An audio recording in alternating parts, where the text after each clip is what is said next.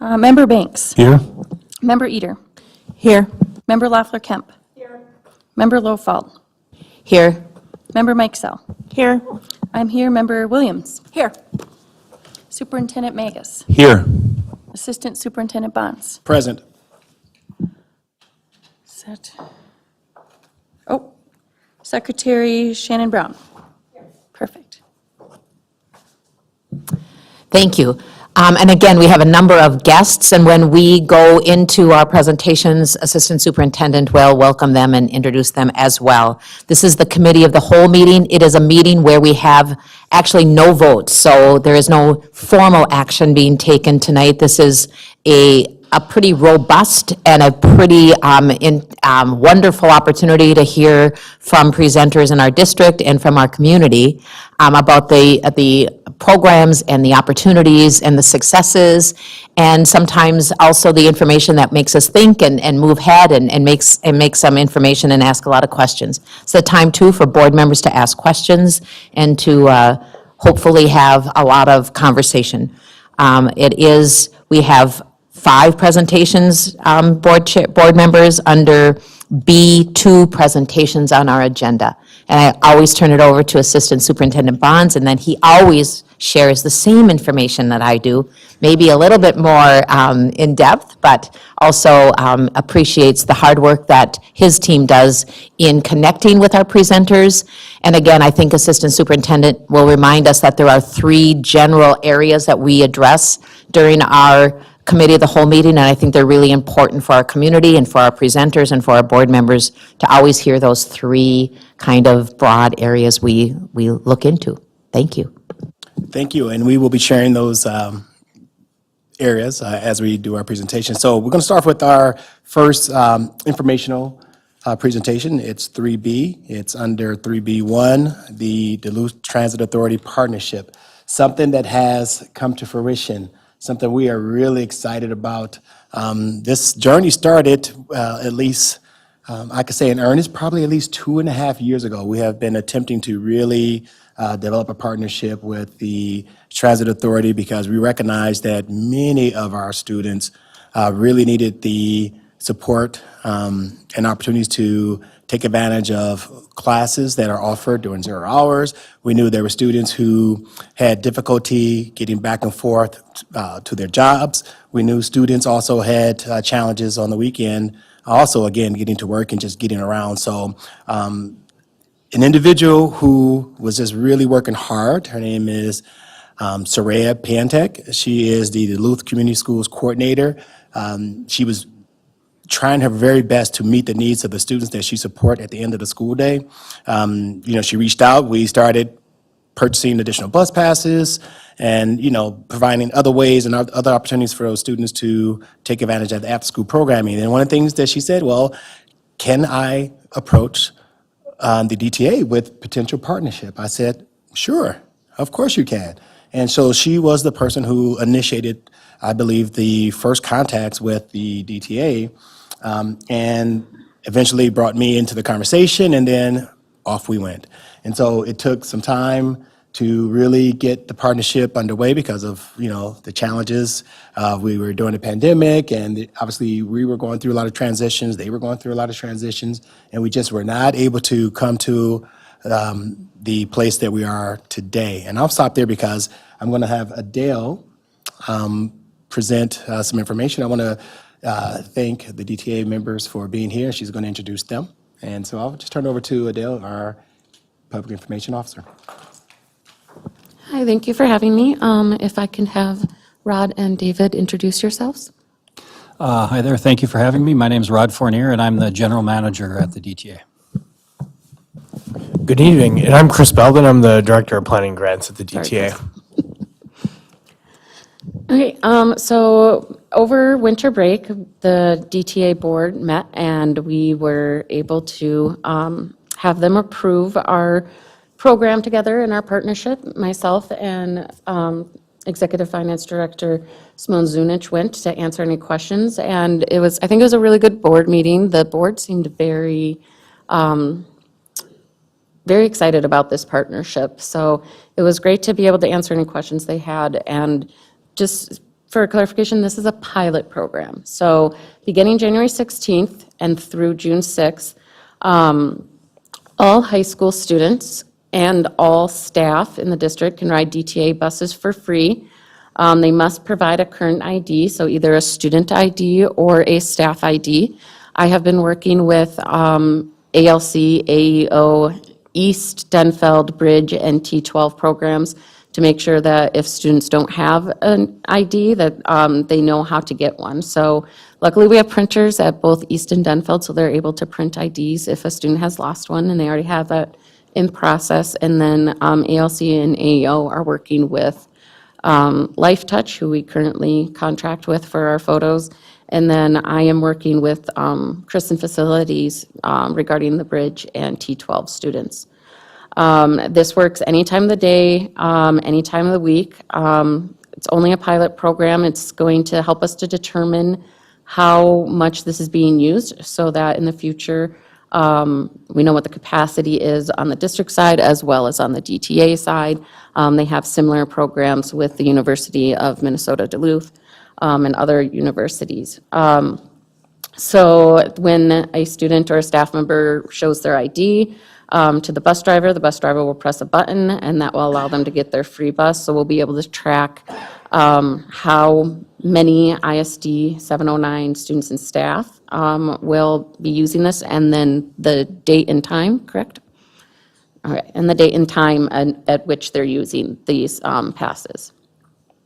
So students have rules and expectations, so I pulled our rules and expectations for our school buses and put that together and shared it with the DTA members. They went through and added a couple of their own, which were pretty standard, like if the bus rack is full, take the next bus, always show your ID to the bus driver, and also like give up a seat for someone who's a senior or maybe disabled. So pretty standard rules.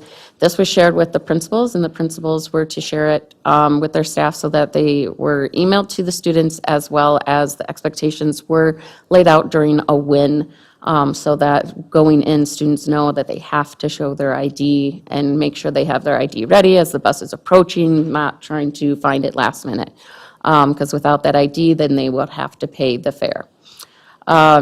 And we did communicate to students that if there are any issues on the DTA buses with our students, that they may be disciplined in accordance with the student handbook. We have worked out a plan with the DTA on how to communicate if there's any issues. They would communicate through the assistant superintendent's office, and then it would be handled from there. And those rules were also communicated to families. So the families were told that if their student became an issue on the bus, that we would follow our discipline in accordance with the student handbook. We have a communications plan, and the flyer has been updated with the Denfeld ID. I was able to get that today. So it's gone out through the newsletter. It will continue to go out through the newsletter. It'll be emailed directly and text directly to parents and students. It'll be posted on our social media. I'm sending a postcard to all high school families so they get a physical copy in the mail in case they don't have any of those digital options. That way we're hitting every bucket that we can for communication. And then we're working with the DTA on getting posters up that say ride the DTA bus for free with your student ID at DTA stops around the schools. And do you guys have anything, Chris or Ron, do you have anything else to add? I will just add that I have been at the DTA long enough to say I think I've come full circle now, because I remember when we had the secondary contract decades ago. And what we found, especially when that program ended after many, many years, was the students of most need really found the value of that service for the after-school activities.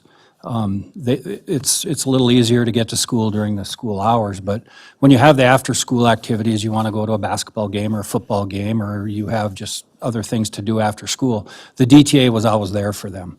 And it really was a good experience. Of course, back then we had the junior high students as well as the high school students. So there was our fair share of babysitting that went along with that. But what we really found was that for a community, it was a value that really they didn't realize how much it meant until it wasn't there. It was only a couple of years after that relationship ended, just through some changes that we had in laws and whatnot, that they came back and really wanted us to participate in after-school activities. And at that time, we weren't able, just because we had reduced our fleet a little bit just because of that and our manpower. But I look at this now as we're back, right? I think that, and years down the road, I think the students now are going to find, even that they don't realize it yet, it's only your first time to ride the bus one time. And when they get on that bus, our hope is we're going to have lifelong transit riders, because that benefits everybody. So I can't tell you how thrilled I am. And to your point, Adele, our board is very thrilled with that too. So it's been a long time coming, and I think the pilot's going to serve well, so we all have a roadmap to what this is going to look like down the road. Does the board have any questions? Member Sadowski? Yeah, I have a question about, well, first I would just say I think this is great. It's just going to promote independence, give families and students flexibility for transportation. I have 2 kiddos, an 11th grader and a 9th grader, and they already like to take the bus, so this will be great, I think. And then I had a question about the ALC and the Life Touch providing the IDs. How fast can they get the IDs? Because I think those students specifically could really benefit from this. So most of the students already have IDs, they just have a few that have misplaced them. And I just kind of touched base with them today about getting in touch with Life Touch. So it's unclear right now, that's something that we're still working on. As for the T12 and the Bridge program, their teachers are working on getting their photos to myself and Chris in facilities, and then we'll be able to print those here as soon as we get the photos. And if Life Touch took too long, you could probably print the ALC ones too. It's possible. We would have to create a template for that. Okay, thank you. Member Banks? Thank you. I have a question. I think it's more for Assistant Superintendent Bonds. It was kind of, I'm kind of alluding to what Mr. Fournier said related to junior high school students. I remember in the past, junior high school students being a part of the plan along with the high school students. Should we, I expect this pilot project and program to be successful. Is there any room, should we on the board decide to extend this where we invite or include the junior high school students down the line? Or is that something you want to just stay focused on the high schools? Right now, just the high schools, because it is a pilot. We want to see again if our students will take advantage, and we believe they will. To be honest, this is our way in, right? We're trying to make sure that this happens, make sure we have a solid process and plan. And then if this moves beyond the pilot, there will be consideration for our middle school students as well, because they do need opportunities after school as well. But a lot of things have to be worked out with that. We'll make sure we set those students up for success. We also want to think about the impact that this might have on our existing transportation system. And so this will give us a glimpse of ridership and participation and what the true impact would be on our current existing transportation system. So the answer is yes, we're going to consider them. All right, thank you. So, and just so it's aware, this program is being funded through the DTA's COVID relief funds. So the reason why they're willing to do that is so that we can get a number of how many students might be using it, so then we can hopefully budget that in the future. So then we would be picking up the tab for those uses in the future. Superintendent Magus, then Chair Lofo. Sure, and I just want to say thank you for this opportunity to pilot and partner, And thank you to the team that worked on this. I also want to say thank you to you, Assistant Superintendent Bonds, because you've really promoted equity, particularly in relation to access to schools. When we think about the reduction of the radius for walking from 2 miles to 1 mile for our secondary students, for our high school students, and this, I think it is taking great steps towards promoting equitable access to our schools. And really am appreciative of the work being done there. Thank you. And I would be remiss to not point out, this is one of our pillars, advancing equity, right? So we have 3 pillars within our strategic plan: supporting every student, advancing equity, and improving systems. So we're really proud of this work and opportunity. So again, truly thank you. Member Lofel, and then I'll come to others. So 2 questions. What's the timeline of our bus access for our high school students? Like 5 a.m. to midnight or all day? Yes, it would run our entire service day. So Okay. roughly 5 o'clock in the morning till midnight. Okay, so those speech team kids that have to catch a bus at Denfeld at 5:30 could take the DTA instead be of there. waking up their parents And that includes or weekends as well. families, yeah.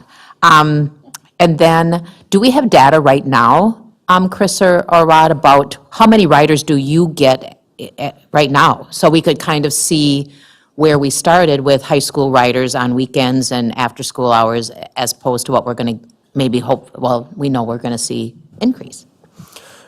Great question, and that's sort of what our issue has been, is we don't know what that baseline number is or how high it could get, and then talking of what a fee would be per ride is really difficult to calculate right now. The best we have is ridership data at a bus stop level, so looking around the high schools, it might be around 50 a day between the 2 high schools. ALC, we have no idea because it's downtown and there's so much ridership, we couldn't, decipher that. But this will give us the opportunity to see exactly what the ridership looks like. So right now, it's really a shot in the dark.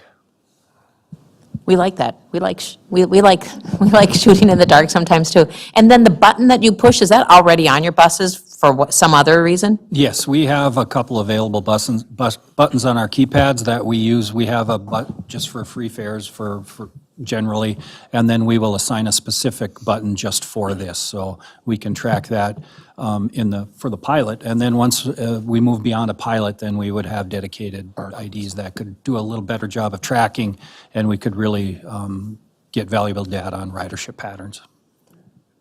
Member Lafferkamp. I forgot my question. I was so intent on listening to you, Chris. Go back. Sorry. No problem. Christmas. Member Williams. So kind of going back to Member Sadowski's question a little bit about the IDs, when you are printing them off for students here, how are the students accessing those IDs? Are they sent interschool mail or are they sent, how do the students get them after that? So Denfeld and East print them at their sites. That And you so for mentioned you the- were gonna Yeah, do the it. T12 and the Bridge program. Those, okay. We just had that question this morning and had it solved by the end of the day. Okay. So it's still, we're just working on photos. If we send it in our office mail or have the teachers pick it up, it'll be based on how they feel that would best get to the students. Okay, thank you. I remember my question. Are you doing any additional training with your staff, just on this hopefully spiked up, more students on the bus, just so they're thoughtful and sensitive, not that they're not already? And so that was one question. And the second question is will there be some kind of survey after of parents and guardians and that on, their thoughts on this service? Thank you for that. We had not discussed how we will provide some feedback. Actually, we did discuss that at the DTA board meeting, so. That one I missed. I could speak for our drivers. Matter of fact, that began today. We had all the IDs, so our memos went up today, and our operations supervisors are speaking with their drivers to communicate that the pilot's about to launch and to be aware of that. However, we carry many students already, so the drivers are very aware of that. So I look at this to be a seamless transition into the pilot. Thank you. Member Mike Sill.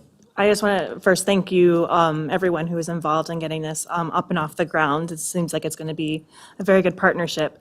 I have a small question for Adele. I see in the communication plan, it looks as though there's an example of a poster that shows 3 student IDs. And just thinking about the fact that we have, I think there's 5 different high school programs that are being included in this, and just Yeah, making so sure that will we're- be, I just received a copy of the Denfeld ID today, so this presentation was put together before I received that copy, and then we're still working on what the T12 and Bridge would look like, but they would most likely use the same format as the ALC, and then instead of saying Area Learning Center, it would have T12 or Bridge. Perfect, thanks. Thank you. Thank you again. Come on.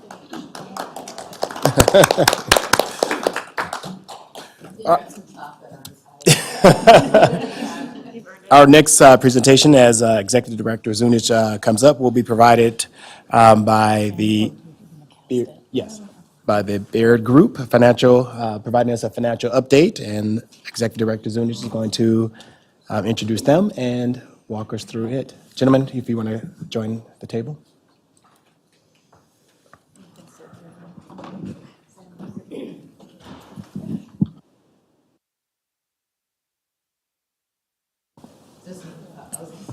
The ostriches were going to be a perfect, segue into our next presentation. Thank you, and so I'll just share a little bit too. I know that we have explored conversation about the referendum. We had our referendum, two-question referendum in November 7th, and with the second question, it narrowly failed by under 300 votes, which is about 0.8 or 1/8 of 1% roughly of the total vote of 33,000. And so when we look at our needs as a district, this presentation is really meant as the next part of our conversation, basically looking at where are we financially, what would be the impact if we were to pursue a referendum. And just a reminder to the group that we have a special board meeting that we're scheduling for next Tuesday. And so that will be a special committee of the whole for opportunity for deeper dialogue around this too. So this is just meant as opportunity to have that conversation, begin that work, begin that journey. And as you're thinking about your questions too, there may be questions that you have that might take some time for preparation. And so if you want to ask your questions now, please feel free to do so. But if you also have questions that you want us to further explore between now and next Tuesday, that would be an option. Thank you.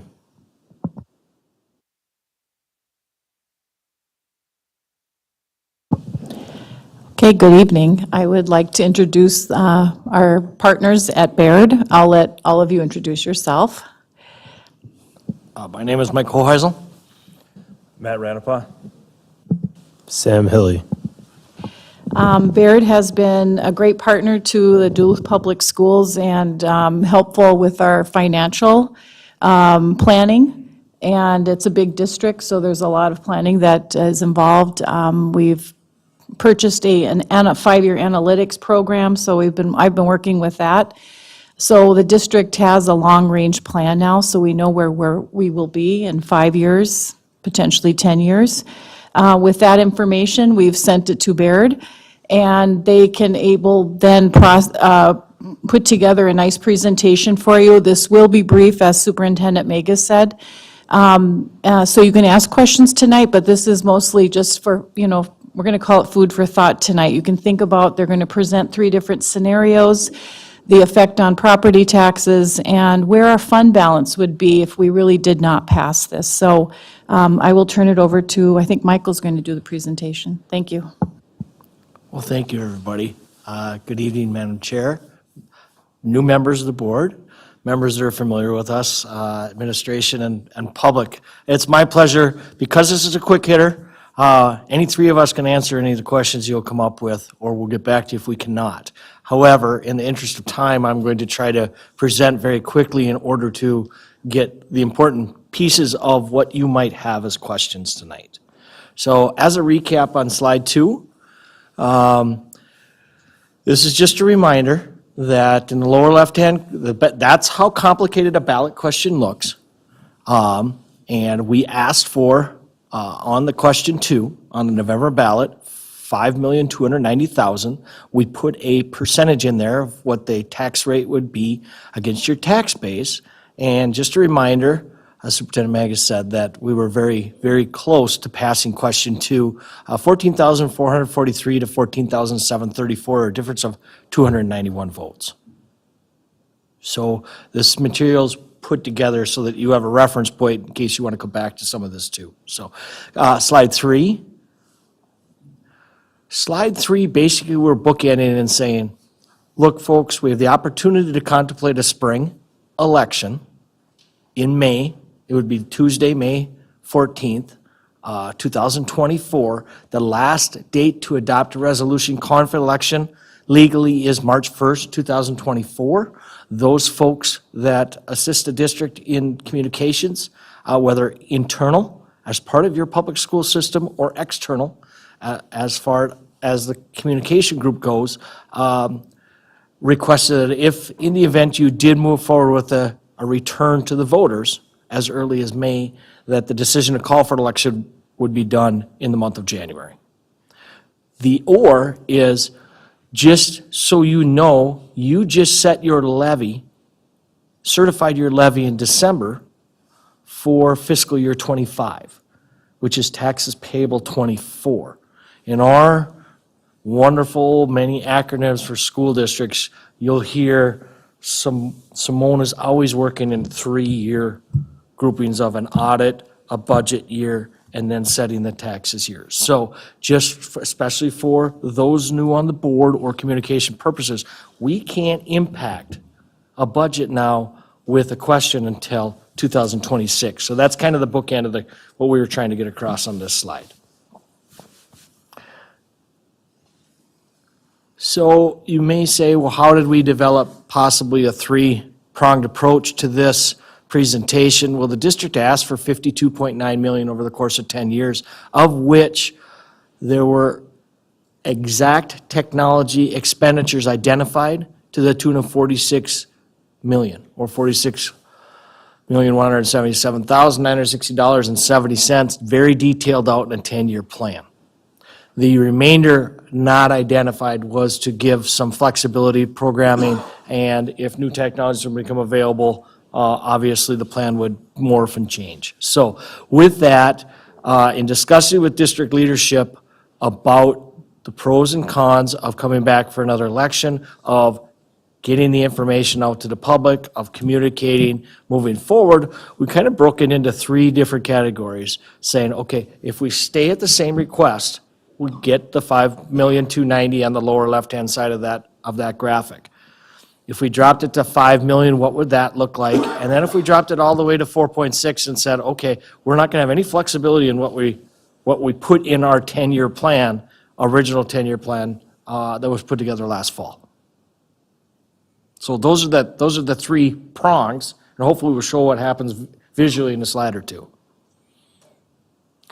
So on the left-hand side, this one came out a little small on the PDF that's showing, but how is the district proposing to spend those tech dollars?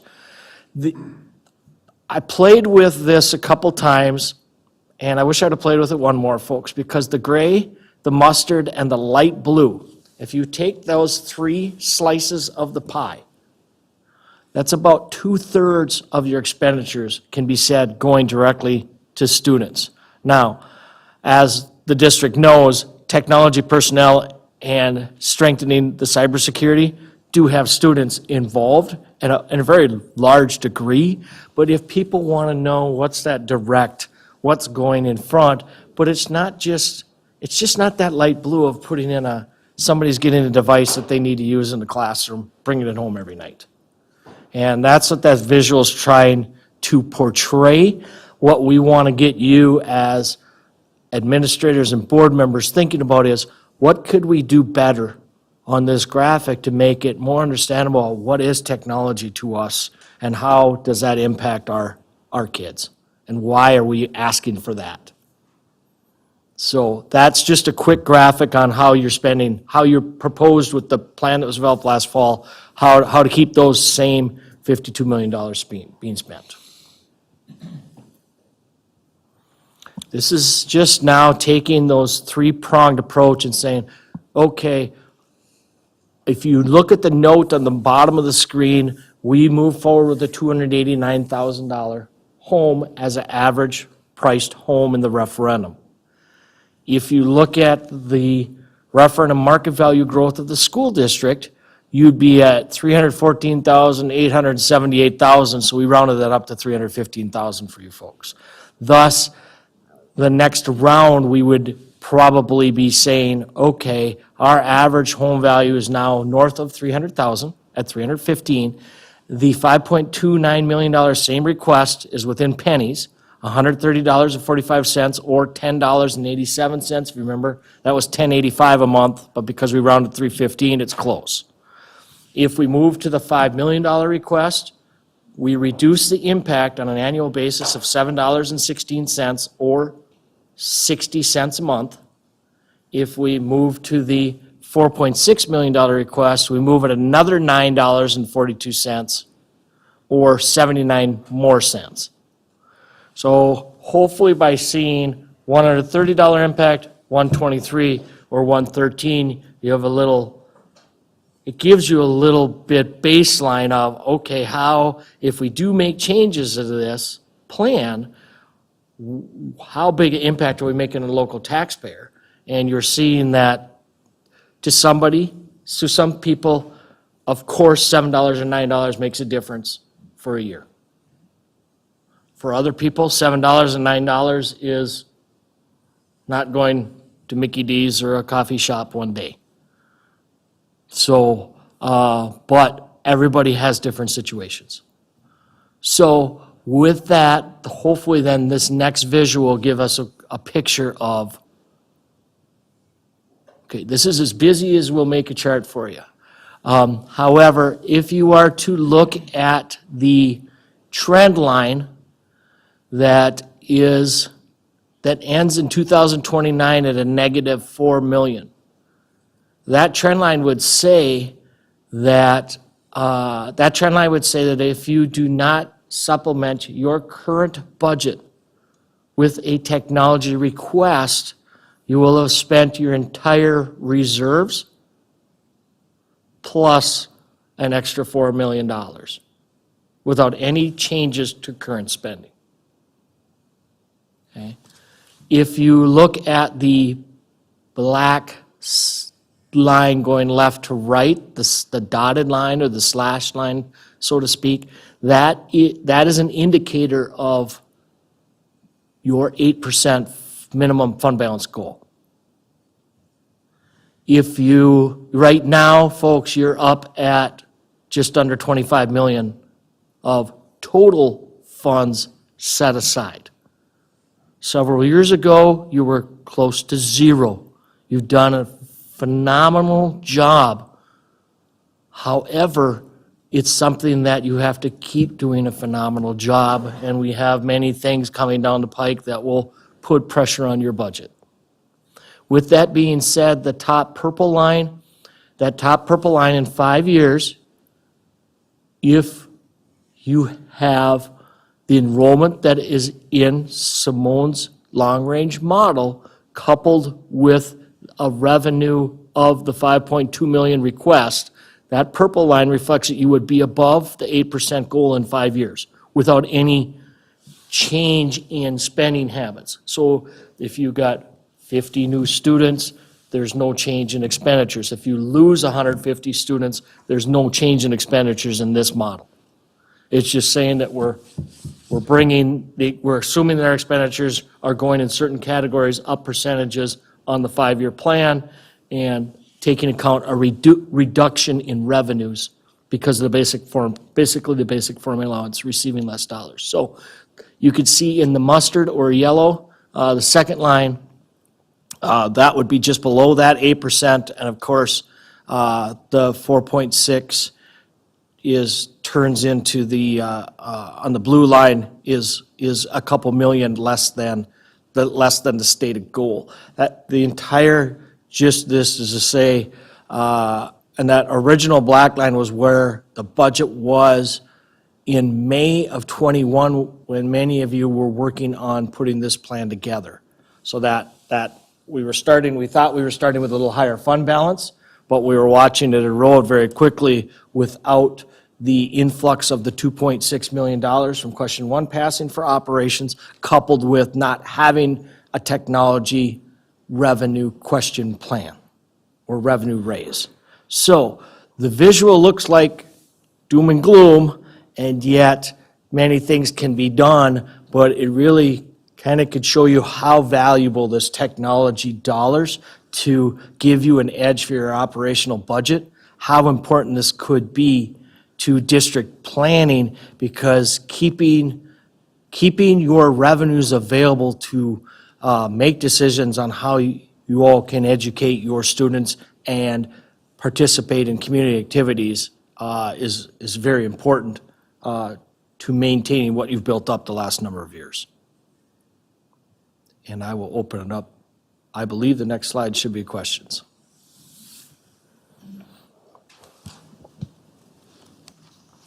Maybe if you keep it on that last slide for right now, just because of, there might be questions related. So the reason, if I can ask a question, the reason why the orange line is similar to the black line is because question 1 dealt with having new expenditures if it passed, like having the revised high school schedule, keeping the ESSER-funded positions that we have for MTSS, those different things. So when you see the orange line similar to the black, where there's still problems with us meeting our fund balance, that's because we've expanded services with question 1 passing.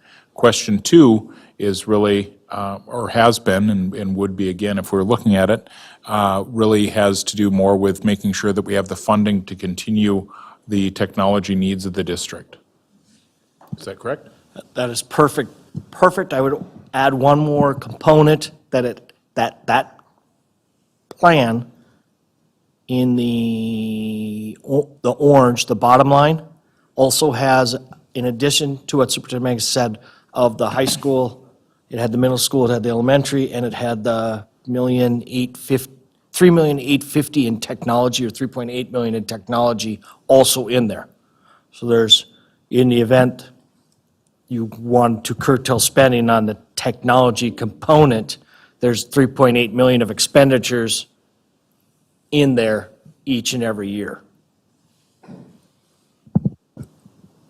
Member Chair Lofel.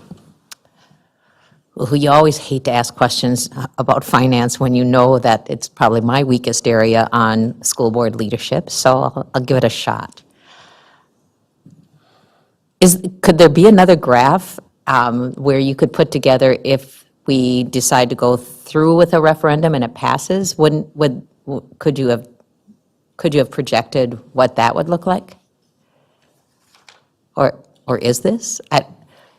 This is if the impact of the technology plan on our future fund balance is that right now we don't have the money for a technology plan. So the purple would reflect, the purple, orange, and blue would say the technology plan would, whatever component would be passed in May. And that would have that built in already. The new expenditures, the difference between the $3,850,000 and it's about 5.2 to 5 million a year being expended. So we added in another $1,150,000 of expenditures each year, and we added in the new $5 million worth of revenue, or $5.29 million of revenue, or $4.6 million of revenue. So the purple, the top three lines you see on the far side, right of the graph, each of those reflects a brand-new May election.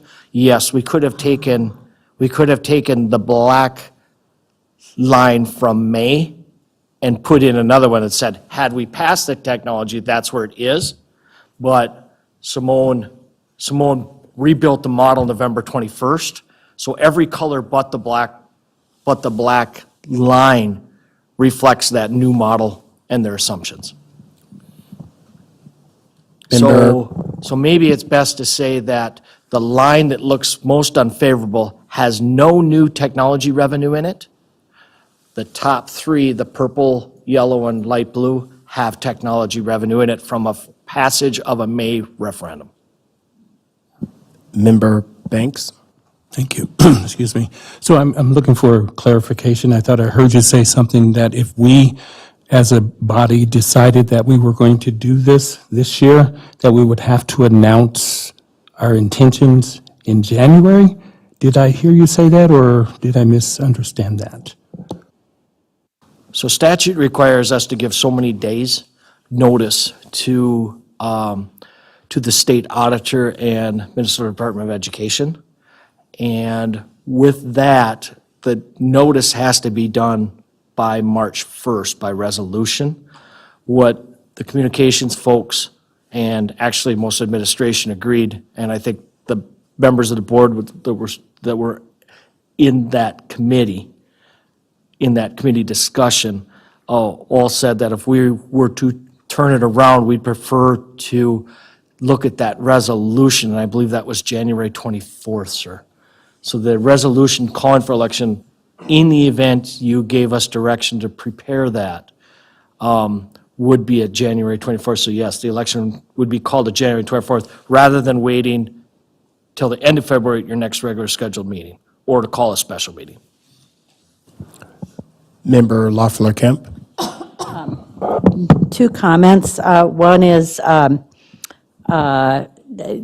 my understanding from talking to school boards around the state is that there are other districts going to either an April or a May special election, other districts that maybe one of their questions failed this fall. And that's accurate, right? Absolutely, yes. Yeah. And then my second question, and this is just to ponder, when you were going through the slides on the one on focus on the average size home price in Duluth, I think we need to really ponder that in terms of how to better communicate the average home price, because there was so much surprise as I was out there talking to people. You know, $289,000 was the average size home price. So again, for future discussion, but I think that's something we need to be able to communicate the reality here in Duluth. And I think, Thank you again. And remember, we had a website tax calculator that was parcel specific, because we hate to guess on people's assessed value. But yes, the assessed value of property, it wasn't long ago that we were talking 175 to 200,000, and you had 2 years of growth in the high teens. That absolutely, that is a great observation. And that tab was great. Superintendent Magus? And if you could go back to the slide with the graph with the lines, the second to last slide. So basically, we were on the black line trajectory. And with the passage of question one, we're on that sort of darker orange trajectory, where we are not quite as quickly depleting our fund balance, but we're also offering significant new services because the referendum question passed. The three top lines are three different options for funding technology, either at the same rate or two slightly decreased rates, because what we figured is we need the money. I mean, what this slide shows basically is if we don't have a referendum move forward, we're going to have to significantly change services.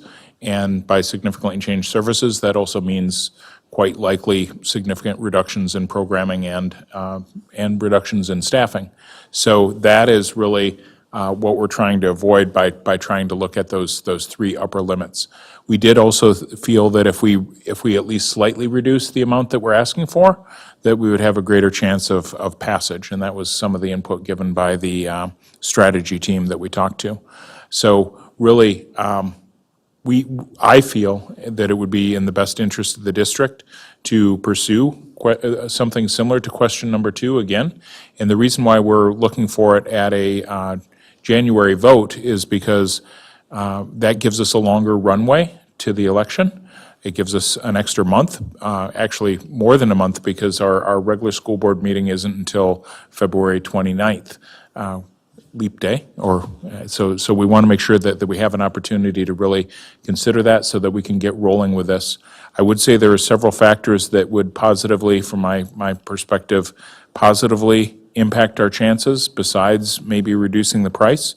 One would be that it's simpler. Last time we were going for a bond restructuring, debt restructuring piece and this, so it would make our messaging simpler. Also, we've laid a lot of groundwork with people so that there is a general understanding of what we said we needed. So I think that there is greater hope that re-clarifying what we want to do is important. We've also had a conversation with a variety of key stakeholders. I've talked to members of the teachers union, members of different groups that were, either supportive of the referendum or working on things. And I believe that they are interested in having us move forward as well. So it's something for us to deeply consider. Earlier in the meeting, I mentioned that we talked about having a special meeting next Tuesday. And I know we talked about it in our smaller group, but I don't know that we've had that conversation here with this group. So if there is a desire to have a special meeting to talk about this further, we could do that next Tuesday after the HR finance meeting, or we could have the conversation at the school board meeting on the following Tuesday. But that could make it a little challenging to answer questions and then ask you for a vote on something so big. So that's part of the reason why we had proposed maybe having something sooner. We could also explore an option of maybe having a meeting with individual school board members so that we can fill you in, so that you know how you want to vote. So we serve at the pleasure of the board, and we'd be glad to have either of those routes explored. Member Derek Eater? Thank you for this presentation. I think what can be sort of shocking when you look at this as a board member is watching that $25 million get, start to come down and down and down. And that is regardless of whether or not we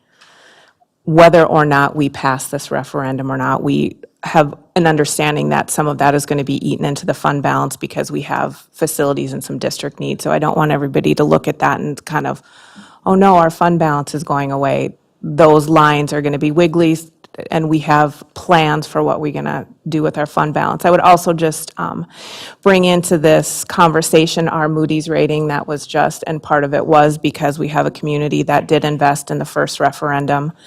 And I think we have done a good job as a board and as an administration of being fiscally responsible. I will say right now I am very supportive of moving forward for a May referendum. I don't think that bars some sort of intervention from the state legislature deciding that they want to fund technology for school districts I don't think that's going to happen. So I think we need to go back to our community and make the case that this really is an investment by the community in our kids for technology. And so I'm glad to see this. I'm glad to see that we're being bold moving forward for our kids, that we want to come back for the technology. So thank you, Baird, for this. Maybe we could spend some time talking about whether or not we want to look at 5.2 million or 4.6 million, what that really looks like and how that translates into the technology that we see in the classroom. But I will say at this point, I am supportive of moving forward with this.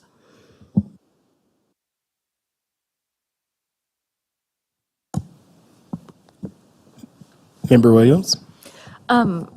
I guess I have a question on like the breakdown of how it spent, that pie chart giving the percentages of the technology itself. How is student and staff safety separate? Like, can you explain that, the cybersecurity, like how it's outside of, I don't think my question's making sense, but the difference between student and staff safety and strengthening cybersecurity? We'll let Anthony take a shot at it, and Okay. I'll bring in the Babe Ruth bat unless Okay. Superintendent Magus wants. He will, and I guess it's more about just trying to make sure that it's understood that there are other things beyond all of the wonderful things we need for our students, smart boards, additional replacements for our Chromebooks, CTE-related equipment. There's a lot of 21st century technology that we have to provide our students, and cybersecurity is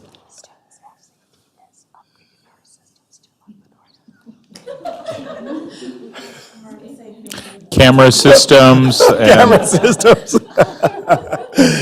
Door buzzers. door buzzers, cybersecurity. It could be as all of simple those as different things. putting a different television instead of a smart board.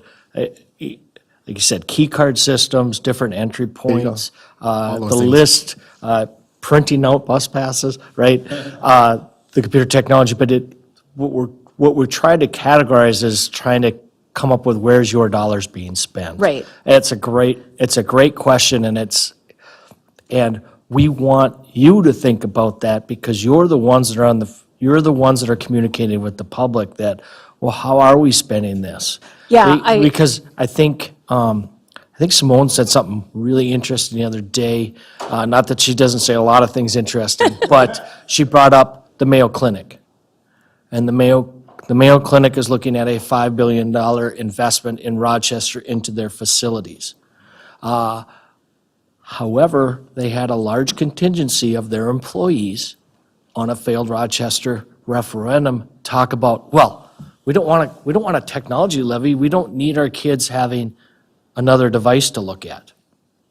Well, that a device is a piece of the educational process. It's not the educator. And yet, if you're going to have somebody rather high up in Mayo personnel stating something like that, what's going to happen, or how is that going to be interpreted? And we want to say, okay, the feedback Superintendent Magus is getting, administration team, boy, we were really close with this question. We need to know more about what does technology expenditure mean? Because we think that will answer those people that maybe were right on the line of between a yes and a no. I saw that a lot at the doors. I was, definitely pushing for this campaigning, and so having that clarification, I appreciate that. Thank you. Thank you. You also, student and staff safety, if you are on a specific coursework, or if you're asked to log in, you want to make sure that everybody in this building they can't get at or bring it home and bring some infectious malware into the home, or get into your system and start getting into food service bank accounts, what have you. So it's kind of walking the line between that cybersecurity and student and staff safety. Correct.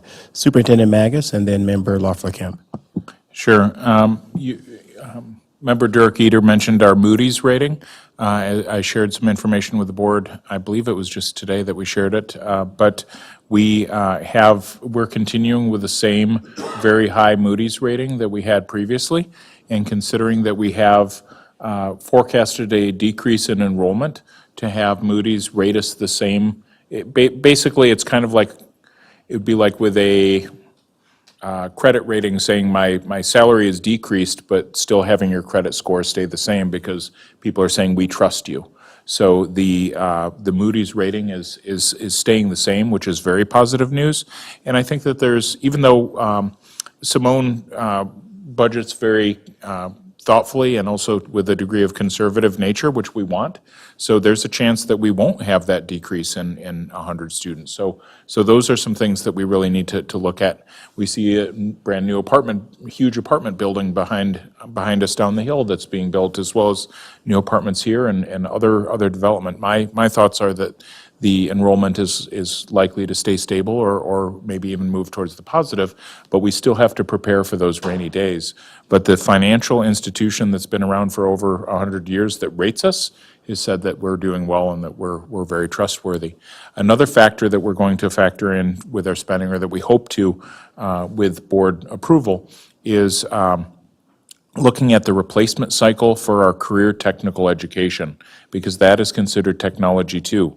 So when we consider bandsaws, when we consider our welding equipment, when we consider the various things that we have for our healthcare education courses or aviation, we want to make sure that we have the money to do that.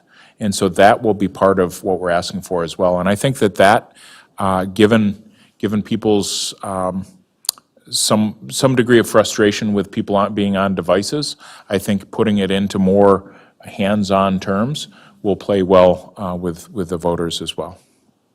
And again, once we move into this, our job would again be, as myself, would be to just promote information, not yes or no vote.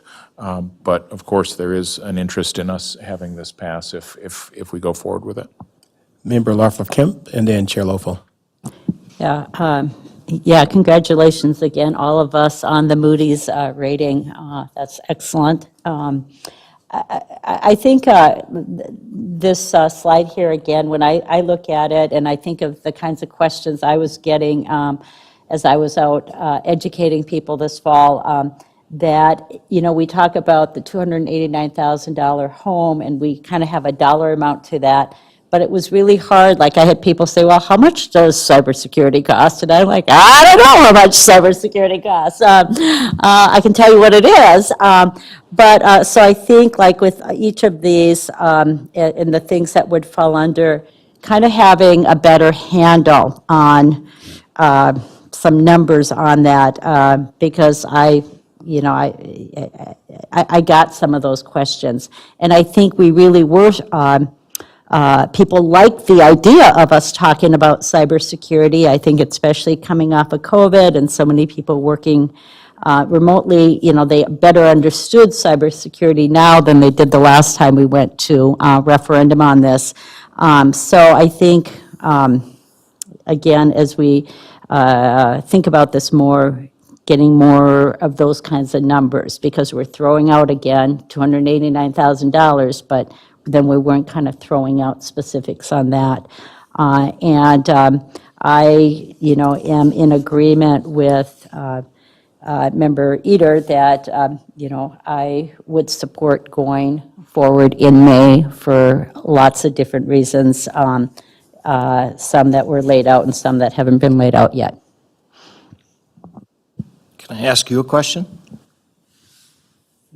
If you were to have numbers, would you like to see 1 year of numbers for people? To say, let's assume that we were spending $5 million of our budget for new technology. Here's where the dollars are going, and this is what makes up that $5 million. Would that, rather than try to summarize 10 years, would you think that would be more in line with what people would like to see? Meaning this summarizes a whole 10-year plan. But if we were to talk about specific dollars, obviously 10% or 9% of 52 million is about $5 million for student, staff, and safety. Well, when they see that figure spread over 10 years, it's a little harder to digest. Would it, if we said something like Duluth Public Schools has a $134 million budget, $5 million of this is contingent on technology, and of that $5 million, here's how we spend this $5 million. Is that what you'd be looking for? I'm not sure. I do know, like, when I was answering questions, particularly for our early childhood families that I was out talking to, I would talk about 10 years when your child is in 5th grade. This is how it would be used, and that really resonated. in terms of those younger families kind of looking ahead of the long term. So I'd have to kind of think about that and hear from other board members. Member Lawful Kemp, Chair Lawful. Actually, the question, Michael, is both.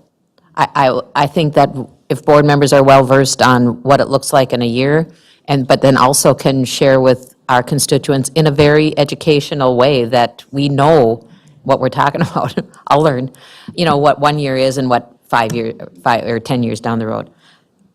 I want to stay in this graph as well, because when you presented it, you said a little bit about how can we somewhat look at that light blue pie piece and maybe make it smaller, because it does give this visual that we spend almost a large chunk of the money in our device acquisition and lifestyle management, and maybe that's where our constituents feel that that's all screen time.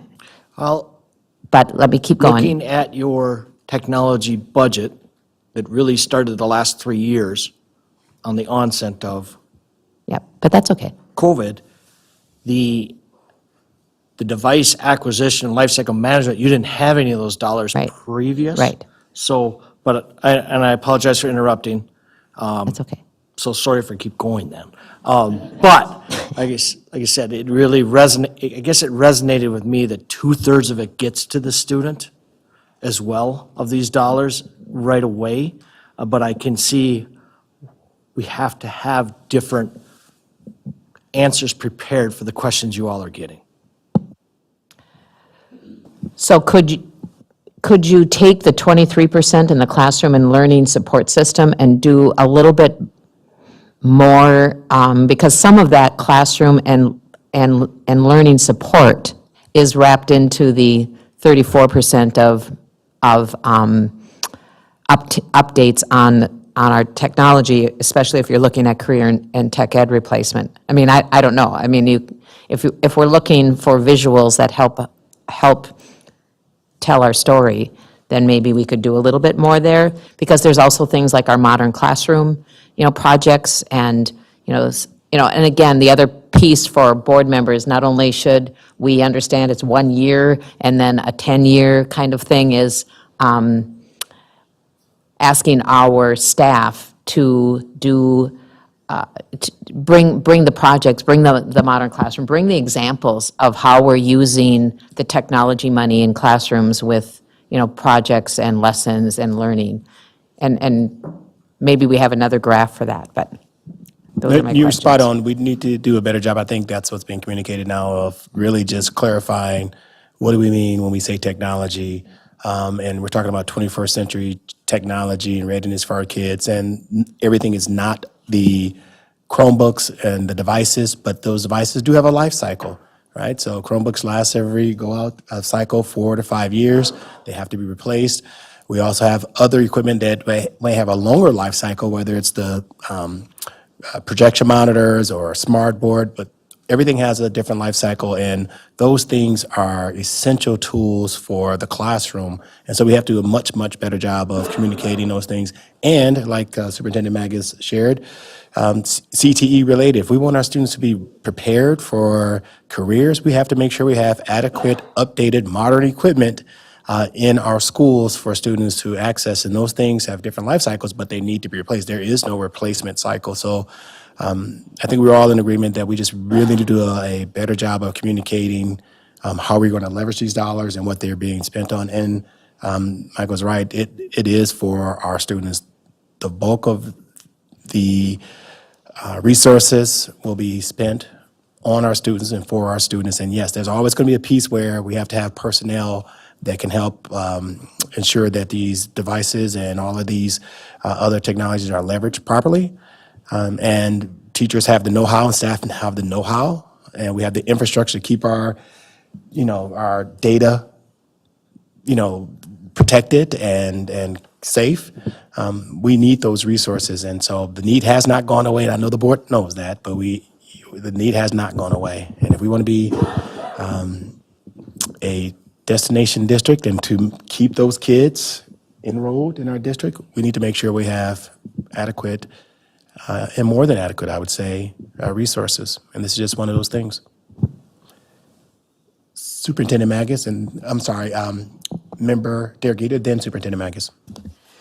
Sure, and I think sometimes when I was working to try to help support and pass the referendum, I think some of the assumptions of the parents and the families that I spoke with was that regardless of what happens with the referendum, that the technology that we have in place is going to be we're going to continue it regardless of whether the referendum passes or not. And we can probably get through by some replacement cycles, maybe for the next 5 to 7 years if we're lucky.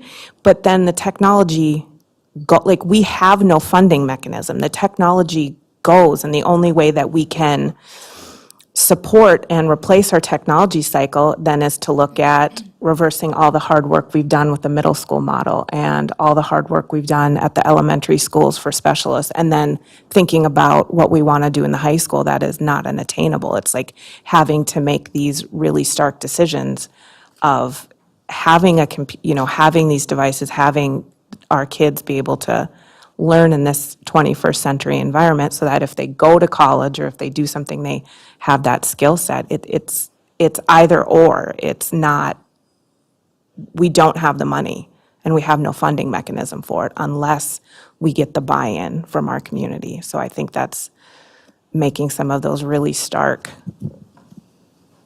comparisons. Like, we just can't do it.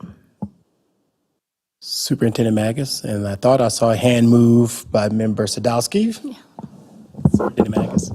I would agree with what you've said, and I think that especially when it comes to the CTE technology replacement, a lot of our equipment is from the 1950s, and it is 2024, and we have to think about replacement not just of our devices, but much of our wood shop, much of our welding equipment, many things they were built to last, but they only last so long. And so I think that it's important for us to consider that. And as you said, we don't have any money to replace computers. We bought computers with temporary ESSER money because we knew we needed it for distance learning. Yet our kids do need devices, and it is an equity piece because the kids that have always had devices will still have devices, and they might have they might have an iPad and an AirBook or an iPhone, but we need to make sure that all kids have access to devices, and so it is a primary equity issue. My wondering is that given the conversation we're having now, this was meant in many ways to be a little bit more of just a primer for a conversation maybe in a week, but it seems that we're having the more robust conversation here. Does the board feel that they would need an additional special meeting between now and the vote, or would you like to have more conversation at the regular board meeting and then make that decision? I think that's some direction I'd like from the board. So there were some questions before that, so do we want to respond to the question Superintendent posed, and then I will come to Member Sadowski and then Member Mikesell, or how would you like to proceed? I've heard from 2 board members that they have spent some time, and of course, some of us are returning, and we've had time to think about referendum, and even after November, we spent time, reading and looking at results and thinking about it. So I know that having an extra meeting next week might not be necessary. Again, we can have conversation, but I serve like Superintendent Magus. If school board members think that next Tuesday after the HR business, which maybe would be like a 6 o'clock meeting, we could do that. But if you feel like we still can, I know we have presenters yet to come tonight, but I know that they know that we're going to listen to them, and it's going to be important for us too, but we could ask a few more questions, or I know I'm supportive of the referendum. I think there's still maybe some questions about where we're landing for the amount. So I don't know if that is a conversation you want to come back to next week, or if you would leave that up to our superintendent and our CFO and let them know, they know where the numbers are as well and what a good ask is. Member Loeffler-Kemp and I have been blessed to be able to be working with the last referendum advisors we had, and so we have, assurances that, that our leadership will make the best financial choice between those three options, because they've worked with each other and they've worked through one referendum, and they've worked with the Baird Company for a while and with the RAP Company that is our guide for our communication, along with Communication Director Adele. So I know that's maybe we're all in support, or some of us are in support of the referendum, but we're still unsure which money, but maybe we'd be okay with letting our superintendent and assistant superintendent and our CFO and our finance. Would this come back maybe to HR Finance Committee next week, just for the HR Finance to, come forward with a recommendation of what they want, or would it come from leadership? I think it will be a board decision with input for, I don't mean to usurp the HR Business Committee, but I think it's more of a whole board decision. I guess I thought if they just discussed it as a HR committee of school board, it would still, yes, come back to the board for a vote at the school board meeting, but they might, and then they would recommend to us as well, or not. So we have, let's go with the questions first. Did I still see green lights? And again, do we circle back to that? I know Member Sadowski has been waiting I very was just patiently. to add to this conversation, I'd like to hear from our new board members, because they weren't, as in-depthly involved before, and so I'd like to hear from them about the meeting next week. I still think there's things to talk about and dive into, so I would prefer to have another meeting next Tuesday, just to dive into some other things. We haven't talked about, what would it look like as far as our plan moving forward to, market it per se, not to mention the finance part. Of course, I trust our finance team. So I would vote to have if I had a vote to meet again next week, even though it is another meeting, but I would want to hear from our new board members too. I had other things too, but do we want to continue talking about? I'm going to just quickly go in order, because I know Member Mikesell has been waiting, and then Member Loeffler-Kemp, and then I'll come to Member Banks. Are we talking about next week's meeting, or am I talking about my comments? Your comments, and then we'll talk about next week's meeting. Well, I'm going to start by saying, yes, I would definitely like another meeting, whether it's individual or with the group, just to hear some more information, because obviously, the district needs more money so that we can maintain a good, healthy reserve. My concern is, twice now, over the last 5-ish years, the public has not passed our maximum technology requests. So whether that's us and the district needing to do a better job of communicating, that's, on one hand. I get very nervous, like even just sitting here tonight, hearing all the different things this money will go towards. That's what made the messaging difficult for me at the doors. It was everything or anything. It was whatever you felt you didn't have, this technology levy is going to fix, and so that was difficult to sometimes, convince someone who was against. So communicating better. The other thing, and this can be a topic for a future meeting or a one-on-one, if our public has not passed these referendums in the past, is there not another pot of money that we can ask of them to address so that we can free up money for our technology? Something that they would be much more likely to be excited about, getting behind. And again, this can be a future conversation. That is an excellent question. These dollars from a capital project levy request go into the general fund. So your other request is usually in the form of an operational levy. When you ask for a capital projects levy, you are basically, in this case, talking about technology that people can kind of touch, feel it, know what it is, but obviously, we've learned that people have a lot of questions what technology means. When you ask for just general dollars to enhance the revenue in your general fund, well, your salaries and benefits are 75 to 83% of your operational expenditure.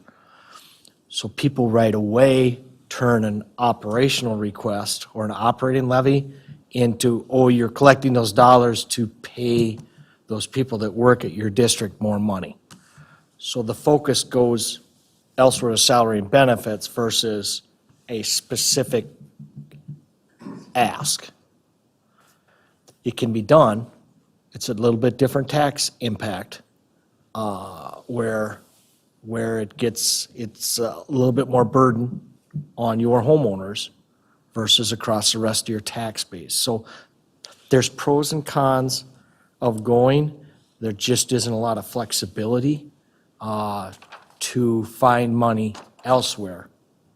And this seems to be the most direct avenue to ask, keeping in mind that I hope I can say we, for many years, missed it by 291 votes. In that, we're not trying to overthink this. I believe Superintendent Magus and I talked quite a bit about we want to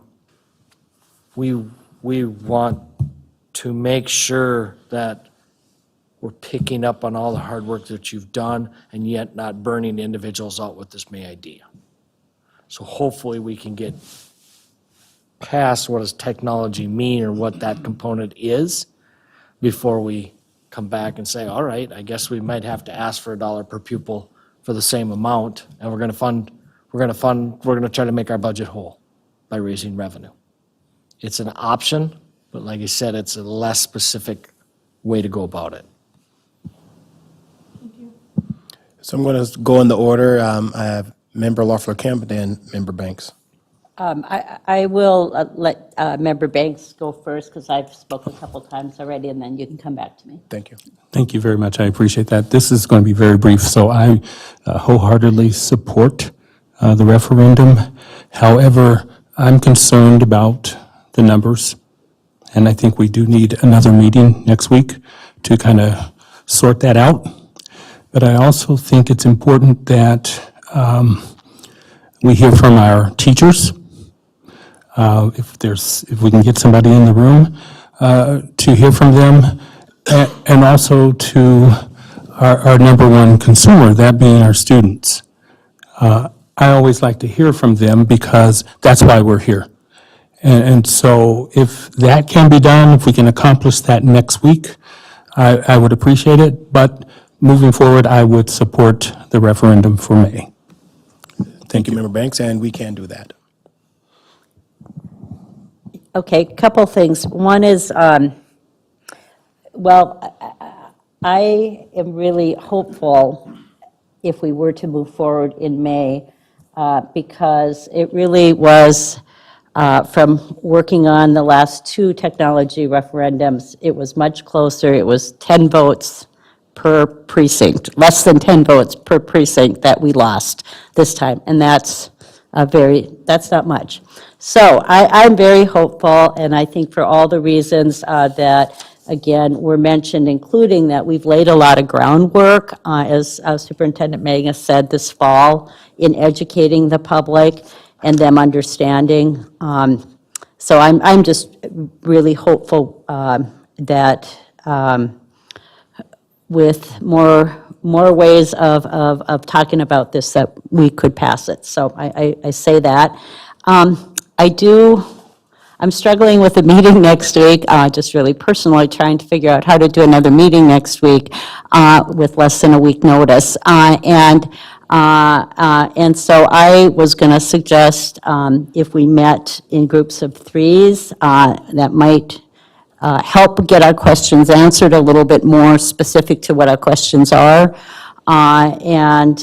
So I'm just going to kind of throw that out for discussion, but I surely would go with a poll and the will of the board and all of that. But personally, I'm kind of struggling with trying to fit in another meeting next week. But, so I guess those are a couple of my thoughts. Member Sadowski?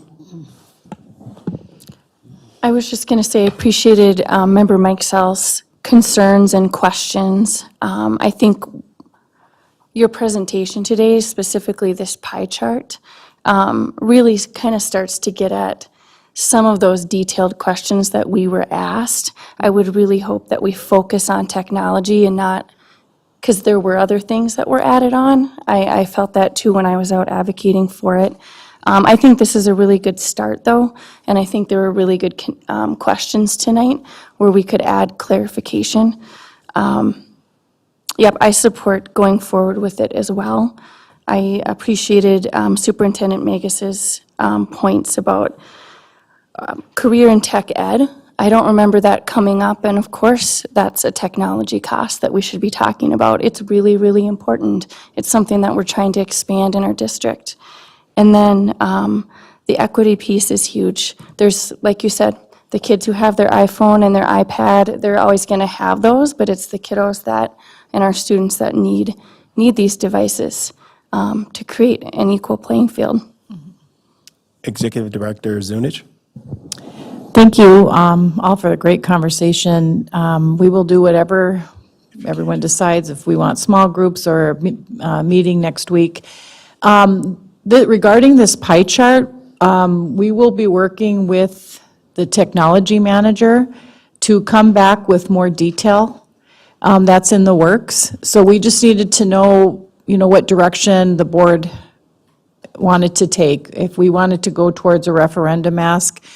But no matter what, we can present that next week at a meeting, at an individual meeting, or at the school board. But they're preparing that as we speak. So they will come down and break everything down and give everyone a better idea of what all these numbers are adding up to. So, may I say one more thing? I also wanted to say, thank Baird, because they purchased the bond today, and it was just this afternoon. We're just signing the paperwork, and we just signed that document. It'll be going back. So anyway, I wanted to thank you for getting that done today. Can you explain what you mean by purchase to the bond? I'll let. Yeah, absolutely. So I can answer that question. We brought the district's bonds to market today. I know the Moody's rating has been brought up a couple times at the meeting. That rating was a big piece of helping lock in the borrowing rate and financing structure today. Pre-election, if you remember, the true interest cost or the equivalent to your home mortgage was 6.6%. The rate locked in today was a 5.46, which means about 1.7 million less in total principal and interest paid over the life of the borrowing. Thank you. So the question on the table now is whether there's going to be a meeting next week, Tuesday, or not, or individual meetings, or small group meetings. Those are the options that I heard. So as a board chair, I'm going to share that it is important for us to know that if we were to schedule a meeting next Tuesday, we all do like to be a part of every meeting. We do. It's important, and it's important for our community to see our involvement, but it's not a voting meeting, so we do need a quorum. But if you have a conflict, we understand that. And so that might help. I know personally I'm leaning towards creating the meeting for before the finance or after. It could be after, because those of you that have to leave could leave. If you're comfortable knowing what you know, as long as we have 4 board members, we can hold that meeting after the HR business. And for those of you that will stay, and it might even, and then knowing too that we have the option to reach out to Simone and schedule a meeting as well. So thoughts, put that on our calendar for Tuesday at 6 or something like that? I know you guys have a meeting at 4:30? No? Member Lawford Kemp? Could we, just for the sake of time, as well as people being able to look at their calendars and that, especially people who didn't know about this potential meeting, could we possibly do a quick poll in the morning with these different options and kind of see, and, ask people to respond right away to that poll, but rather than making a kind of blanket statement tonight, so we all, that would. I was just giving the Yeah, yeah. I also would like to put back on the table and honor what Member Banks indicated. We can bring staff and students to a open meeting, but it would be difficult if it was individual meetings or meetings that are small groups. So just wanted to make sure that that was surfaced again. But again, it is the board's prerogative. I want to again reiterate my request. Because I'm brand new, I'm trying to learn as much as I can, as quickly as I can. And so that additional meeting, maybe I'm being selfish here, I'm not trying to be, but I think it will help me moving forward that I have this information. And so if I can get, or if we can get a secondary meeting next week, I would personally appreciate that.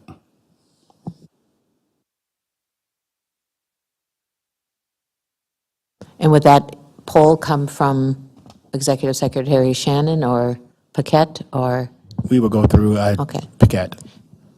because would the board like another date as an offering? So, if we're going to do a quick poll, I don't know, you could do Tuesday after the HR business, or you could do another day, I don't know. Sometimes that's what we ask our staff to do, is give us some options, and then again, the vital part is that you all take a quick action on that poll so that the decision can be made and our staff can know and start working towards what they need to have prepared.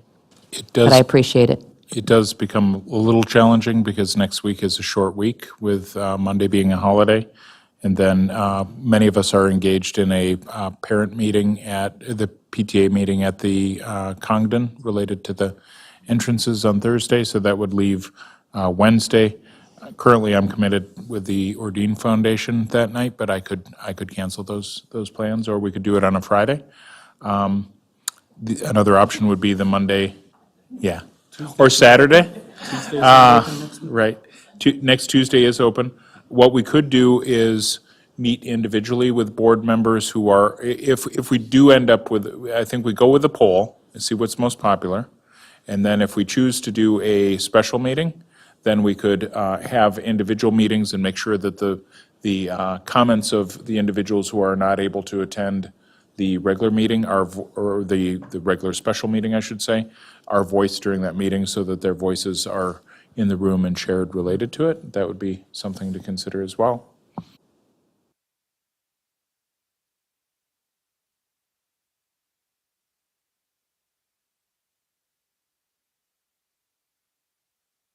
Thank you.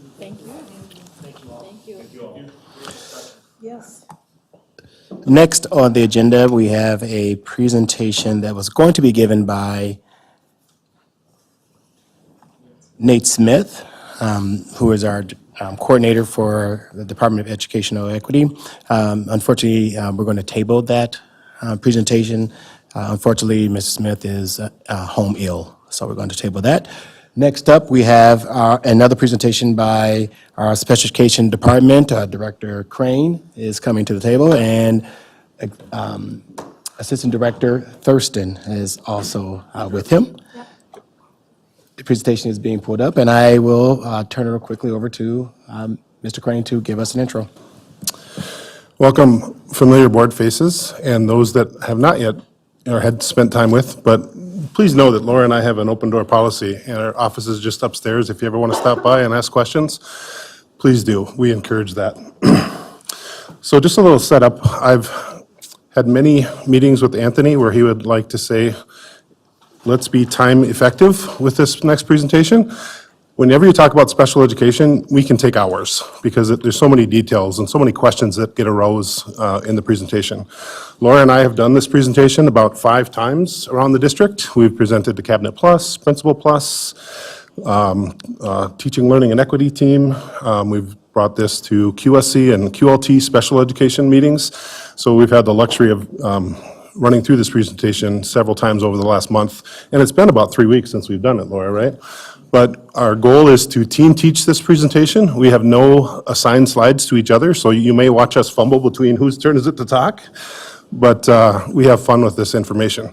Just a glittering generality about the presentation. Anthony gave us a kind of a schedule, and we've been before you as early as a year ago talking about our sped budget and some plans for what we were going to do for next year. We met over the summer and talked about some things, data as it correlated to last year's student information. We met again this fall, and now this is about every couple months we're coming back with special education topics. Today's presentation will give a quick flyover of some changes in our leadership structure in our special education department, but then we're really going to get into some powerful data about student enrollments, where the last presentation had some trend lines that went down. Ours are going to go up, and we'll take a look at some of those trend data, even though we don't have lines, but you'll get a sense of the student increases with the special education department. Laura, anything else for setup that we need to cover? All right, Shannon, if you'd get us set. No, you're already there. So you'll also get a flavor for what some of our department goals are this year. We have Duluth Public Schools been served with a disproportionality memo with the Department of Education, and that in a couple different venues correlates to, first and foremost, over suspensions of students of color within Duluth Public Schools, and that's something we're keenly watching and have some department goals on too. But part of that disproportionality is the reason we changed our leadership structure to provide more support. And this highlights the names of the people, and we're going to get about 5 slides to give more details about our supervisor positions. But disproportionality has a couple more slides, so let's just turn to some of those to look at some of the other data points about what we're changing and trying to support and teach within our department because of the disproportionality. And I'll highlight also, we'll see some slides about equity in here, and equity is one of our district goals this year too. Laura, do you want to cover a few bullet points on this slide?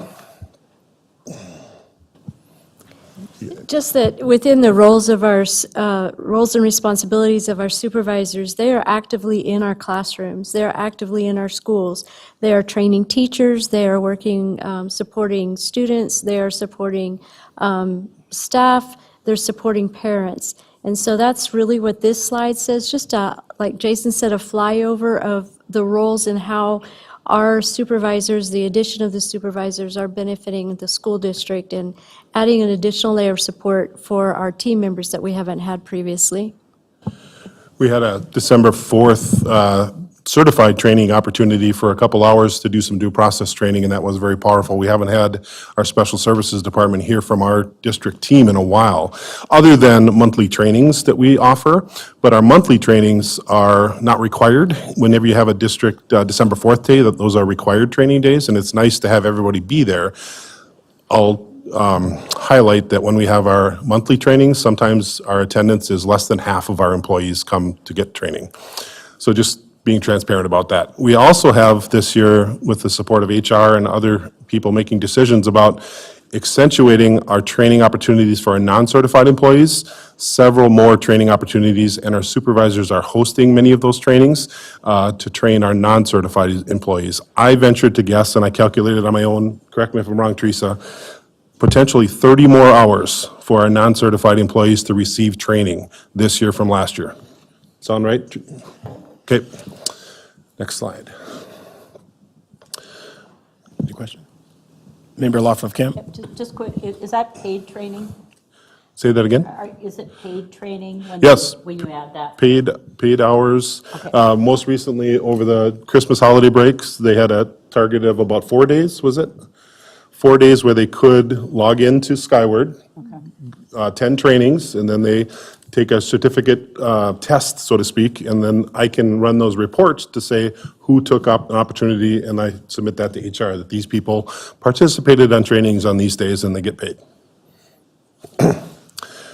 Just the last slide about the supervisors, and the student column is impressive of how many they don't actually network with, like Becky Crane, 1,000 parents, but that's how many families that they could connect with within that target areas that they help support. And Becky also has our early childhood screening program, which radically increases her contacts with families, asking a lot of questions. Our screening program brings in nearly 900 families for screening, and many of those students don't actually attend Duluth Public Schools. We hope they do, but it's one of the first access points, and they might choose one of our local competitive school districts around Duluth as well. But we host the screening program for all of Duluth and the people within it. Laura, anything else I should have highlighted on that slide? You just see some of their supervision areas. Like, for example, Sarah Burris is more in elementary, whereas Kate Paul is more in secondary. If you didn't know this, I work more in secondary and Laura works more in elementaries across our district, just to highlight some of our other responsibilities. Go ahead.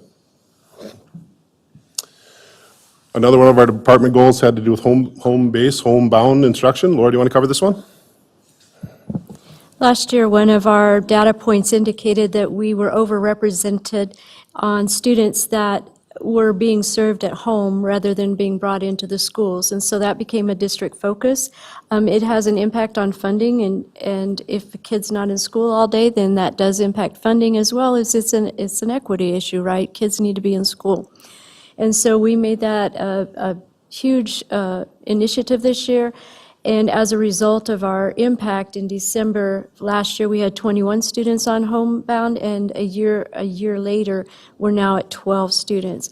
And that's strictly because of monitoring the process, educating our staff, providing clear guidance, and supporting our case managers as they develop. If a student has to be out, then the conversation becomes, when are you bringing them back, and how soon, and what support do they need to bring them back? So it's not leaving a student indefinitely on home base instruction. I just want to say thanks to the team for that work. I know that that is very important to all of us. We believe that whenever possible, we want to keep our students in school and get them back to school, and I know that's always been the objective. So I think that's a critical piece for equity, and appreciate the significant reduction there. One other part of that piece of our department goal is even looking at partial day schedules for kids. That can be used inappropriately at times when kids maybe are displaying some inappropriate behaviors in school, and sites might explore the option for them to be in school half the time, but we'd like to see them return to full-day schedules as quickly and as timely as possible. We didn't cover it in logistics, but we answer questions at any time. Member Banks and then Member Lafleur-Kemp. Thank you very much. I just wanted to say congratulations also. This is one of those things that I have been watching and paying attention to, and calling the superintendent and the assistant superintendent, because our kids need to be in school. And again, I applaud you for your work and your team's work in getting these numbers down, and it would be great to have that 12 go to 0. Thank you. I'm not sure if you were first, Member Williams, but I'll come to you next. Member Lafleur-Kemp and then Member Williams. You kind of started answering it. You read my mind, Jason, about the partial days. So that was actually where I had some questions on that. Who makes that decision? Is it the parents with the IEP, or is it the school generally on the partial day? And then how does that impact our funding? Well, there's lots of different teams that can make that decision. It doesn't even have to be a special education student, but if a student has a broken leg and can't be in school, that's a medical reason, and they usually have a doctor's note, and that's a very easy thing for the district to support. And it usually has a very short expectancy on that, maybe a couple weeks out of school, and deliver the curriculum to the student in the home because their mobility is affected, but potentially within 2 weeks they can come back to school. A home-based decision is a partnership between the school district and the family that must be mutually agreeable to say that for this reason, could be anxiety, could be working with an outside agency for mental health supports, and they really cannot be in the school setting. Again, a team decision and needs permission signed by the parent to say, we give permission, the district and the family, for the student to be home-based. And there's no set number of hours for student instruction when you have these IEP supports. It could be as small as 5 hours a week, could be 1 hour a day, it could be more. So it depends on what the team decides. In most reasons, we don't provide 6.5 hours of instruction for home-based instruction. That would be, I don't want to say it's costly, but it's just not typical. You can get a lot more accomplished in one-on-one instruction, and it's mostly more appropriate to do a burst of service for an hour or two for a home-based student. So thank you. Gen Ed kids, I was you want to gonna talk say about that? Thank you, and thank you for sharing that, and also we'll make sure that that distinction is clear. So home base, if you hear home base, it's the student with special needs, and it is the IP process with family involvement. Homebound is a service we provide students who are general ed, who may, have sometimes challenges at school. Sometimes it's related to health, or sometimes it's related to behaviors as well. And so there is a distinction. We have homebound, and then we also have home base. So I just wanted to make sure that that's clear. And we do provide services for both groups. So just lastly, if an administrator, okay, go ahead. I want to make sure, Member Williams, please. Yeah, I have a couple of questions, actually. One, where does Amber Wing fit into this? I know that we have staff at Amber Wing. Is that, yeah, I guess, I don't know if those are sped students, if it's gen ed students, if it's both. It is both. Okay. We have 21-ish facilities that Duluth Public Schools has educators in. Amber Wing is one of those sites where we just have special education staff. Okay. Because the majority of programming is the therapist and the care and treatment team there. And our students only receive 2 hours of instruction from special education teachers while they're there. And they can be gen ed kids or special education kids, but we only have 2 instructors there. Okay. And they have full-time jobs, but they have different groups that they see. They see this group for 2 hours, then the next group for 2 hours. That is the rarest school site in our district. Most of our Merritt Creeks and Chester Creeks, we teach kids for just like a typical school day. So their care and treatment at Amber Wing is 2 hours of instruction, 6 or more hours of therapist. And they're there for a diagnostic assessment, typically only a 15-day stay. We are way off topic on our presentation, but this always happens. Anyway, just back to, these are always decisions, like that one is a placement decision that families have to be involved with. Okay. And the families place kids there. We don't place kids at Amber Wing. Got it. And then my other question, kind of back to the beginning of your presentation, when you first started talking about disproportionality and then the supervisors, are any, I only know Becky, but are any of these supervisors BIPOC? And how, I guess, how are we addressing that disproportionality if we are not dealing with BIPOC staff? True. We have, within the special education department, some advocates that we pay for within the special education funds. But none of our team, I believe, is of any ethnic background that meets I that. am. Tell me more, Laura. I am an American Indian, so I am one. And then when we went through our interviews, we had on our interview team a member of Nate Smith's staff join us on the interview team. Perfect. Thank you.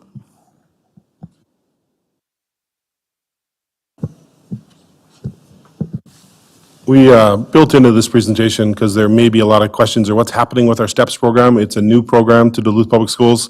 For board members that were here, we've been talking about this since last year, that we were going to add it.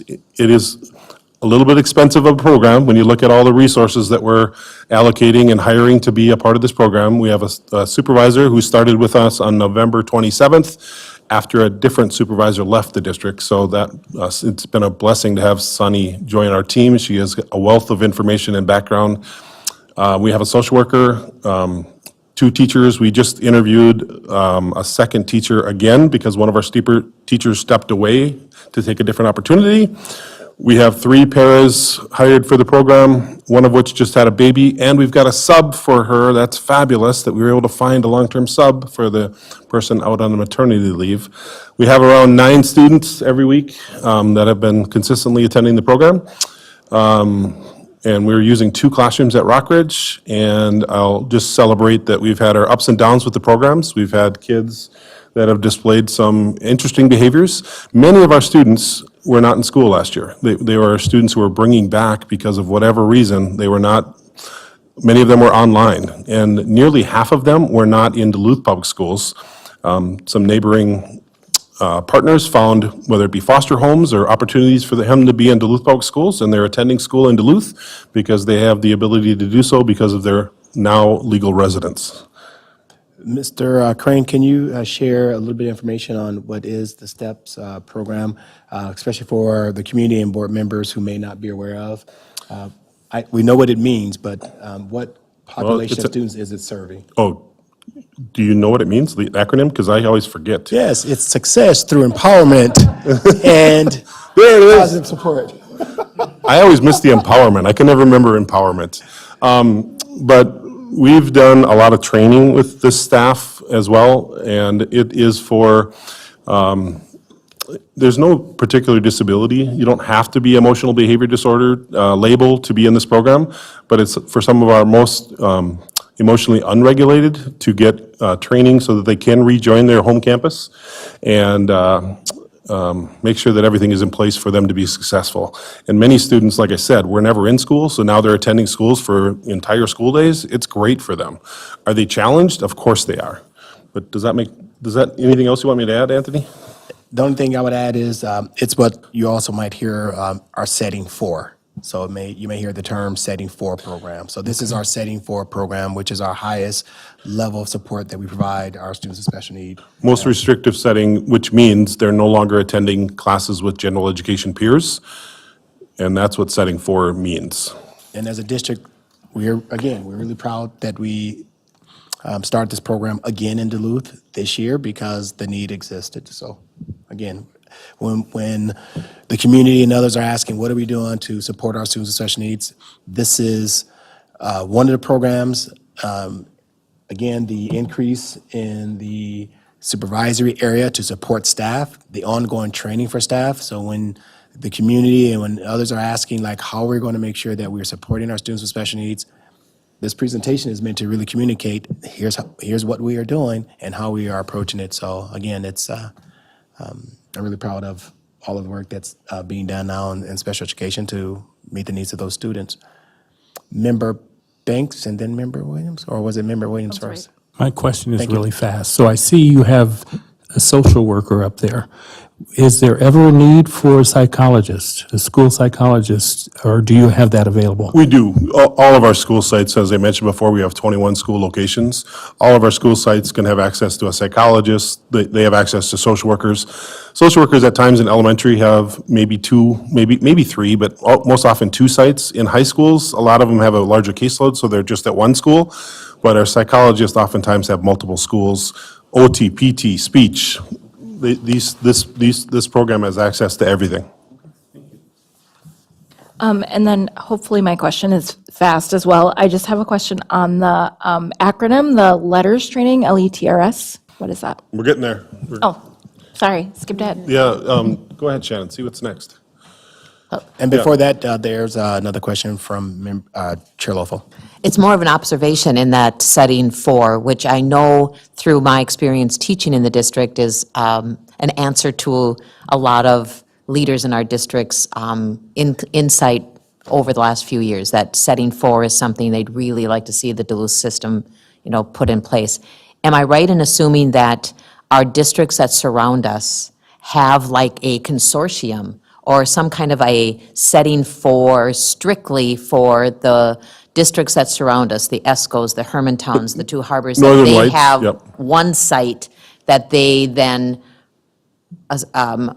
are in agreement that they serve those students? And then is there a reason why we don't have that as our place? is it better? I think it's always better for us to serve the kids that are living in our district.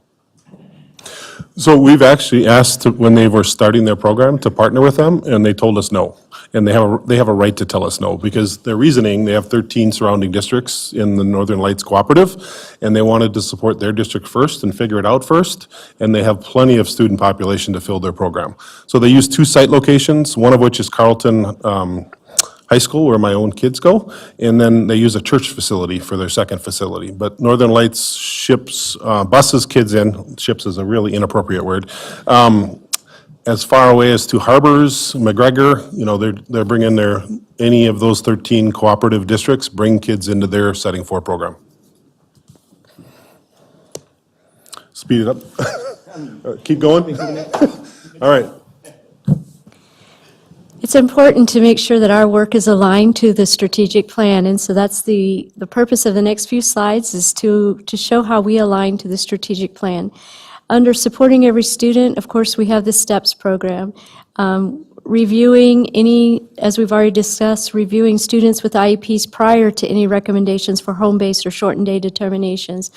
Can we ensure that the students remain at their home school to the best extent possible? And then making sure that we write IEPs that are appropriate so students are receiving their services and their instruction in their least restrictive environment.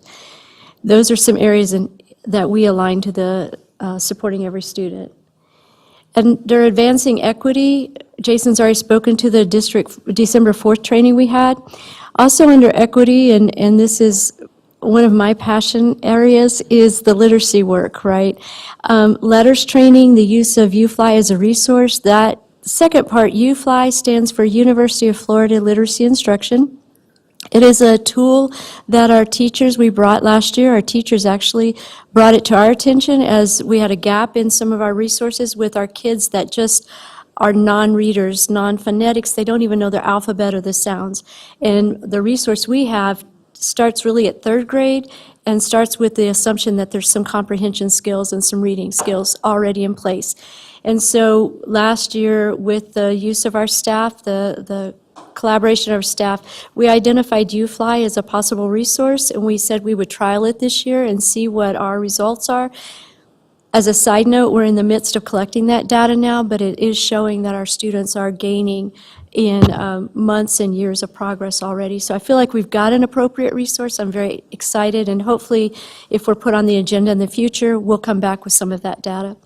Now, the letters training is not a quick conversation, really. I'll make it as quick as possible, but the READ Act came out last year and requires districts to provide science of reading instruction to teachers.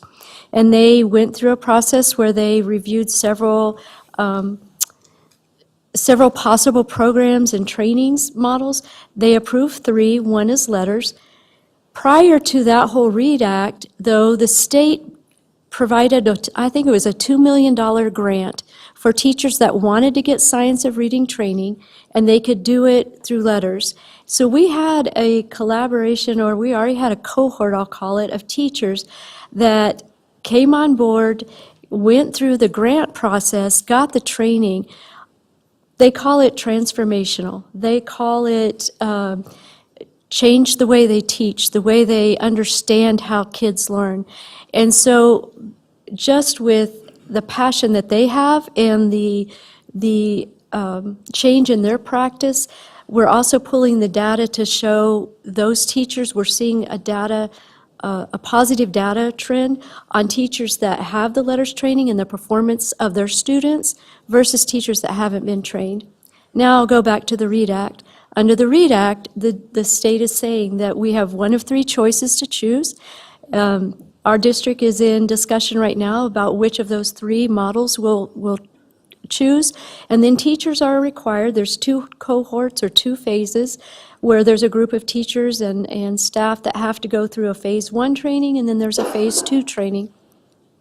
And eventually the state is going to require that all teachers, regardless of what you teach, go through a training. And one of those possible trainings is letters.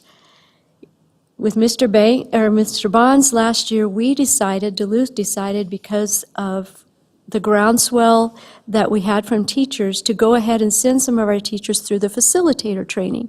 So Duluth is unique in that we have a group of teachers now, 7, who are prepared to launch letters training for our staff. Nobody else in the state is in that position. And in soon conversations, we will hopefully be able to start the phase 1 training with our teachers, if letters is what our district decides to do. So that's the literacy training. That's how we align to advancing equity. And you'll see there with special education, pre-K through 12, the state has said that all special education staff have to be in the phase 1 training for the literacy. Laura could talk for 45 minutes more, but let's not do that tonight.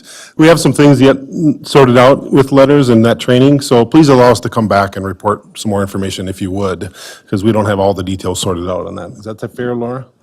That is fair, but I wanted to get back to your letters. Letters is the training. It's offered by the company is Lexia. Letters is the name of the training.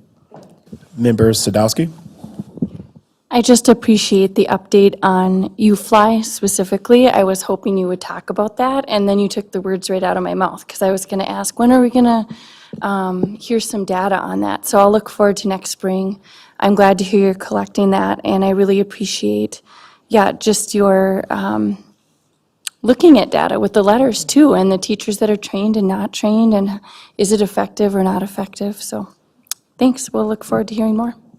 Absolutely. We took the beginning of the year data on the kids, so we're going to do a mid-year, and then we'll do an end of the year. So I hope to come back if invited and present on the UFly middle of the year.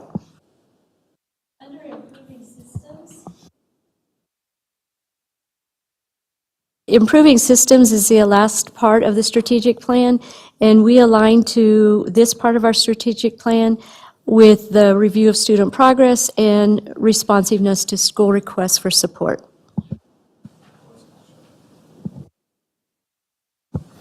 So next we get into some data about our department, and I put this slide together which highlights the number of interviews that we hosted in the Special Services Department. It's been more since mid-December when we put this presentation together, but we had 125 certified new people interviewed for jobs. Several of our staff just moved between open positions. They were already with us and they moved around, but 82 new special education staff are in new special education positions of about 234, if I remember correctly.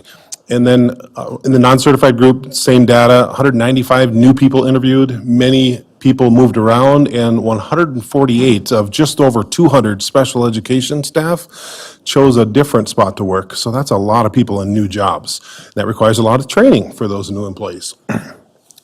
What's next, Sharon? All right, we get into some specific data about the kids starting now. And the enrollment for Duluth Public Schools, when we drew this, and we draw these from state reports, the Department of Education publishes reports on Duluth Public Schools, so that's where this data comes from. And the special education enrollment, not including early childhood, on a future slide, we're going to have the early childhood numbers in there, was 1890 students on IEPs, and that's likely K through plus 21, plus 12, your 12th grade kids, so 1890. And I can remember, I celebrate this, that I've been with the special education leadership team for about 15 years now, and over 10 years ago, I can remember when we were closer to 1,400. So a large increase in the number of IEPs in Duluth Public Schools. Tell me, I think you should highlight this one. We're talking about the programs that we just added down at the bottom of those bullet points there. Sure. So with the numbers comes the need, and last year we did a deep dive into where our kids coming from, which schools, and with the approval of the senior leaders, we were able to add programs at schools. Lowell, for instance, had never had a setting 3 classroom before. We were able to add at Lowell so that Lowell students could be served at Lowell. Congdon had the intent was to serve Congdon students at Congdon. Leicester is unique in that it houses both the students at Homecroft and Leicester, so we had to add an extra classroom there. Stowe's numbers increased, so we've added another classroom there, and of course the 2 classrooms at Rockridge are our setting 4 classrooms. And that quantity that one program equates to a teacher of about 96,000, and then 2 paraprofessionals for any one program is common across the district. There can be more than 2 paraprofessionals. For example, if there's some mobility needs, students using wheelchairs or what have you, you might need more than just 2 paraprofessionals, but that's where those average cost factors are on there. Member Banks? I'm just really concerned about those numbers. The 1890, that seems kind of frightening to me. Go to the next one. It's even bigger on the next one. Can you explain that? I mean, I need to hold up a little bit here. Can we come back? I'm sorry, I just. No problem. Because this one accentuates it, Henry. Okay, all right. Mr. Banks. Yes, sir. No, you can, Henry's fine as well, but my mind is blown right now. Look so at this one where it's pre-COVID. So FY20 means fiscal school year 20 was the data point of December 1st child count for the special education department. And we were at close to 1549. So we've risen consistently, especially 2 years later during the pandemic. A lot of it is students coming back to Duluth Public Schools. Some surrounding schools have sent us students, rich amount of students. Additionally, I'll highlight one area that's an area of specific learning, not specific learning disability. Speech language impairment is the largest qualification since the pandemic. We have added more than 5 speech teachers because the numbers of kids qualifying for speech-only services has, for every district across the nation, and it had to do with mask wearing and a lot of other reasons, but certain categories have had kids qualify for supports like we've never seen in the past. So that's powerful information. And then the next slide even highlights some of our expenditures related to the positions that we had to add. Again, FY is pre-pandemic, that's December 1st, before we went out in March of 2020. And we were spending at that area in certified related service and non-certified staff, and now look at the increases. I don't want to say it's scary data, but it's powerful data, and Simone will tell me some dollar figures about how much we're spending now from previously. She has concerns as well, but I think as from a director's seat, we've made choices that support our district, support our sites, support our students. Yeah. Students in mind first. It's very clear that the pandemic has had a major impact on our students, and so I'm really hopeful that we as a district will get a handle on this, because that's a lot of kids. And I want to make sure that we work on that. Agree with you, and that's why they are here, is to really show you that we are fully aware of this data. It's really concerning to us. It's most of it, not most, a lot of it does come from the pandemic or pandemic related, and even before the pandemic, we also had some high numbers. And so the team has been charged with really taking a hard look at how we screen students, how students qualify, making sure that we are really assessing, if we are over identifying students by our practices. So we are making sure through our new supervisor and through a lot of training that staff are really aware of the qualifications and what it takes for a student to become qualified, and making sure that their level of service really matches that student's needs, and that we are not providing services at a high level where the student really doesn't need it. But as a district, we probably have had a practice of providing services that may not be needed for a particular kid, and we're trying to get a hold of that as well. So again, this is why we have really invested heavily in special education, not only teachers and staff, but also supervisory positions, to make sure we are monitoring our practices, supporting our teachers, and make sure at the end of the day that all of our kids receive what they need. So I'm one of those people that we're not going to blame the pandemic for everything. I'm not saying he is. I'm saying Absolutely, we can't let the pandemic be the reason why some of our numbers are the way they are, because some of the concerns existed before the pandemic. This is our last slide, which just highlights the trend in our Setting 3 programs. I celebrated that some of our surrounding districts did send us a lot of their most significantly disabled students, and they're Duluth Public Schools residents. They have a right to be back with Duluth Public Schools. We're proud that they're back. Any last questions? Yeah, I did. I was actually, I'm sorry, can I go? Yep. Yes. Okay, okay. You had talked about, and that my question was around surrounding schools sending kids to our school district, and so I think that's a plus, right? Because they're seeing that we're providing kids with what they need. So that's good. But do you think this trend across the country or even across Minnesota is just higher numbers of kids needing special ed services? Yes, that is happening across the nation. Directors, as we get a chance to get together, we talk about it has to plateau, it has to change, because no district can maintain this level of increases and be fiscally, sustainable. So hopefully we can make some real district-wide efforts around Tier 1 and Tier 2 supports to make some of those trend data changes where special education isn't the only answer for kids. And I'm not saying it is, but we really need to support our general education classrooms to being able to educate more kids so that we have less referrals to special education. Thank you. And Tier 1 is the general ed classroom or what's provided for all students in the classroom. That's Tier 1. And Tier 2 is when students receive additional support. It could be interventions. A student may receive extra support in reading or math or socio-emotional, behavioral support, and we call those Tier 2. So any interventions and supports, that's Tier 2. So Tier 1, general ed classroom, everybody gets it. Tier 2, interventions, support. Tier 3, now we're getting into students may have students with special needs. Then we have setting 4.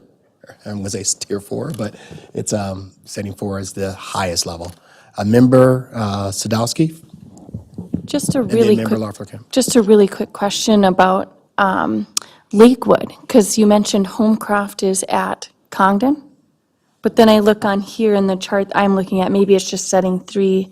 We don't have a setting 3 program at Lakewood, and it's Yep. rare that we would ever have a student who needs setting 3. We have had students, and we've had students, I'll use a disability category that might attend a setting 3 program, being DCD, but we had DCD students stay at Lakewood as well.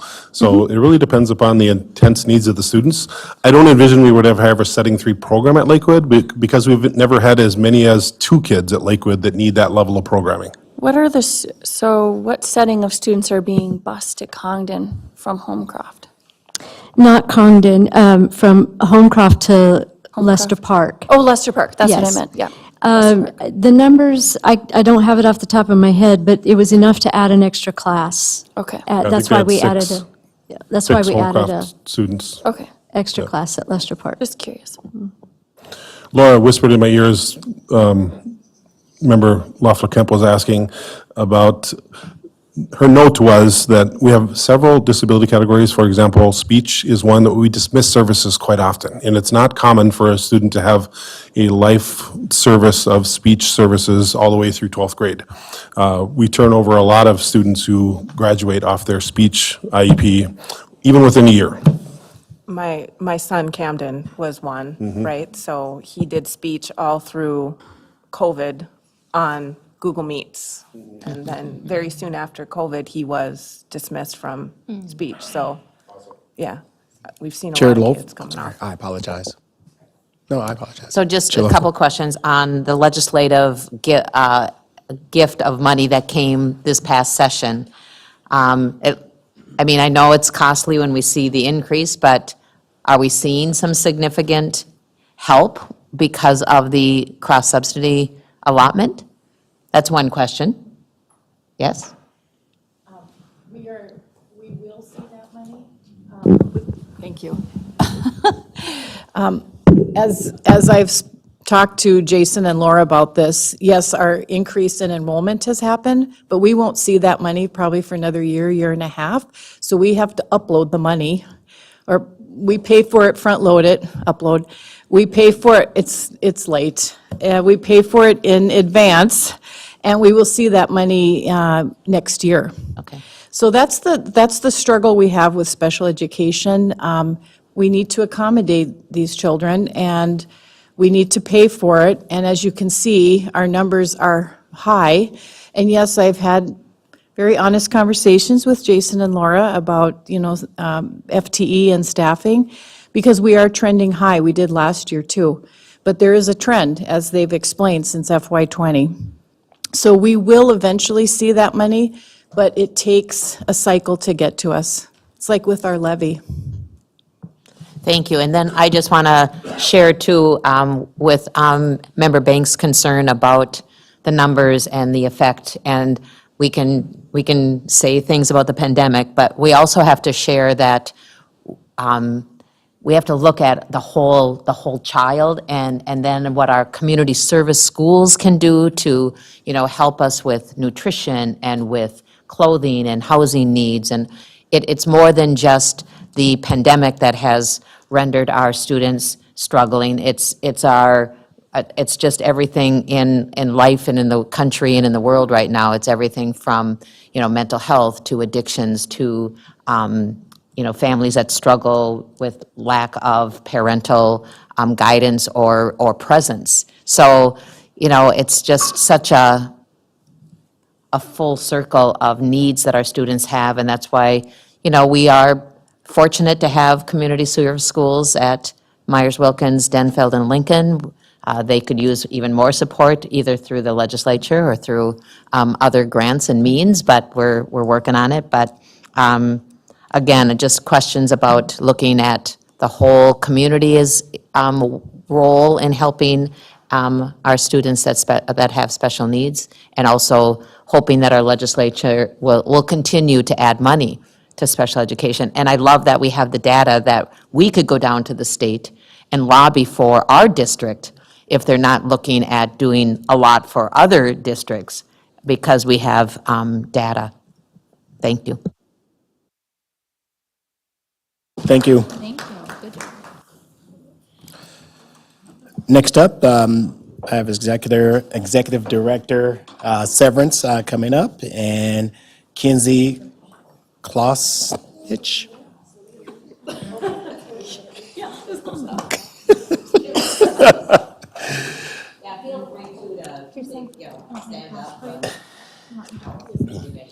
They will be providing a presentation regarding employee wellness and the Employee Wellness Initiative. So, Executive Director Severance.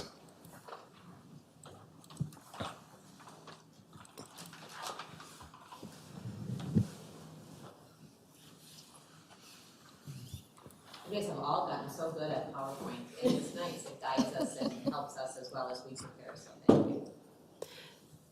So I'm going to just kind of briefly speak to the employee wellness and then turn it over to Kinsey, since she is engaged much more deeply with all of this information.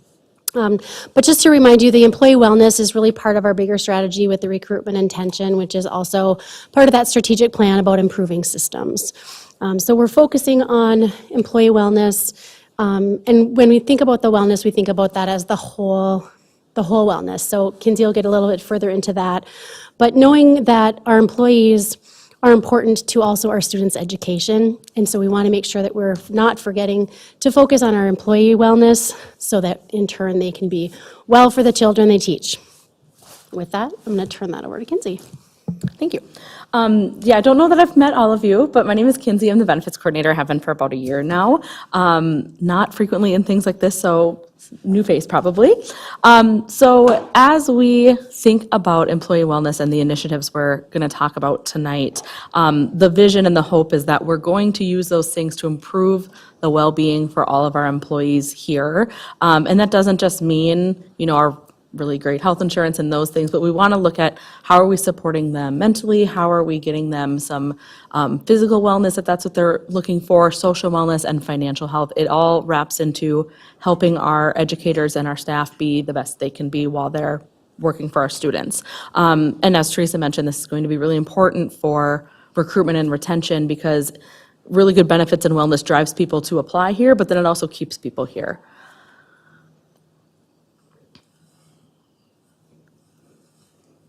Oh, you're doing it? Oh, I was like, are you? Great. We're going to do a quick overview of kind of some of our current wellness benefits that we have currently and how they're working. We'll talk about CALM, we'll talk about our employee assistance program, and we'll talk about some of the financial planning things that we've offered so far. So CALM is probably the first one that comes to mind when people think about wellness here. If you're not familiar with CALM, it's an app that provides some content for people to use to meditate and to help improve their sleep and manage their anxiety and their stress. It does many other things, but that's kind of it in a nutshell. Our current sign-up rate is at about 46.5% of our employees with an engagement rate of 72.8. I didn't include this on that slide, but that is above the industry standard for engagement for CALM.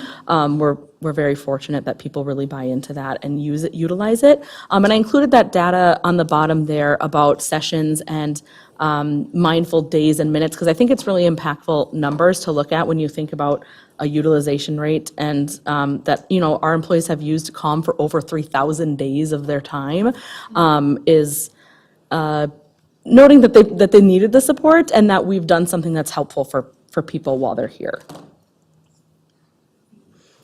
We also have an employee assistance program. It's offered through National Insurance Services, who also offers our life insurance policy and our long-term disability policy. And they partnered with TELUS to do that employee assistance program. People can access that online if they're not comfortable calling, or they can, of course, call. They even have a chat feature, so it can be pretty instant to at least connect with somebody. They offer services all over the board. I think probably number one people think about is mental health, but they have things like assistance looking for elder care for your parents. They have estate planning, they have fitness, they have all sorts of things offered in that program. Unfortunately, if you're looking at those numbers on the bottom there, in Q4, it was only utilized twice via phone call. There isn't a tracking data for online portal. And then one call so far this year, only a couple days in here. So that's where we're sitting with utilization for that program. And then some financial planning supports that were offered so far. We hosted a 403B informational session with Avaben, who administers those services for us.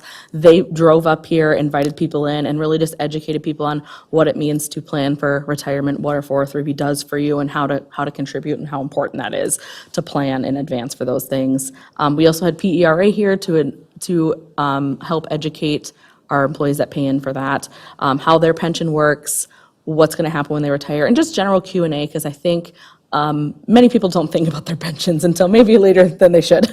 So that was an effort to help people understand what they were looking at. And TRA did something very similar, and actually, after making this presentation, has scheduled another one for us end of January for our people who pay into TRA to come ask those questions about their pension and their retirement. And then the Benefits Department hosts multiple retirement information sessions throughout the year. Anyone is invited to those, PERA, TRA, it doesn't matter, because we really cover mostly like what is the process to retire from the district, and also the big one is, of course, how are you going to pay for healthcare and things after you retire, and what does the district do to help assist in that via severances and healthcare saving plans and things like that. So moving forward, our big initiatives for those things are to, of course, increase that EAP utilization. You saw those numbers. We obviously want more people to realize what they can get from there. CALM has a bunch of new features rolling out that I think are going to be really great for our employees. And then our hope is to host a wellness fair in the spring for all of our employees to come to, and I'll talk a little bit more about that in a few slides. So CALM is always rolling out new content. They're at the top of their industry for a reason. They're very good at those things. They're starting a Pathways program, which essentially we get to schedule for about 2 weeks, and it is directly sent to the employee via the app, so they get push notifications on their phone, catered to the specific needs of what the district thinks that we should be supporting our employees on. So there's things about setting boundaries, there's things about setting a self-care routine, how to manage stress, how to not feel burnt out, those sorts of things that we hear a lot of from our employees that they're experiencing. And like I said, it just gets sent right to their phone. They get a notification every day to log in and practice those things and see those skills that are being promoted for that 2 weeks. And we have the ability to run those whenever. Some new things that they've kicked out in the last months and are going to in the next few months are Calm for travel, so different things for people who are traveling. The big one is Calm for dependents. People can add their dependents for no extra charge or anything to them, up to 5 people. And it doesn't have to be your traditional dependent like a spouse or a child. It can be your mom, it can be your brother, it can be whoever. And then Calm for kids, which I've gotten feedback from some of our teachers that they use in their classroom with just really specifically curated content for students and for children. And then some improved content around handling personal grief, which I know we've utilized in some of our events with some of our things that have happened in the district so far. And then they've also added like the daily move and some physical health aspects in there as well that wasn't really being touched on before. A really cool feature on the administrative side is that they've added daily check-ins for their participants, so our employees can go in and be like, I'm feeling anxious today, or I'm feeling really happy today, and we can track that information anonymously, of course, to kind of see the trends and the emotions of what people are feeling without the year, and then we can kind of help cater those EAP notices or those promotional things that we need to do to get people involved based on how people are trending throughout the year. It's no surprise that like spring, when school year is about to end, is when people are feeling a little bit more anxious and maybe a little bit more stressed because you've done a whole year of work and you're getting to the end and students are feeling ready for summer. So that's a really helpful tool for us to figure out how to support people. And then, of course, the big one is going to be that we're going to increase that EAP utilization because we have it and it is wonderful and we want more people to use it. So we are going to highlight different services and resources on that EAP with a monthly focus on different topics, which kind of loops into the increase in communication with staff. We're going to be highlighting, oh, hey, you can go on here and use a financial budget manager and it can help you form a budget and do different things so that people see that it's not just when they're in crisis and they need mental health support, that there's so many wonderful features on there that people can be utilizing to kind of help them along throughout the year. We're going to provide some additional leadership training for our people in leadership so that they know what is available. So when their employees come to them, they are able to assist in where to direct them for that assistance. A lot of people reach out to me, but not everyone's going to call the benefits coordinator. They're going to talk to people that they know. And then we're going to, like I said, focus on some of those lesser known topics that the EAP can offer, like estate planning, like elder care, like child care, all of those things, because they have resources for all of that. And then the wellness fair.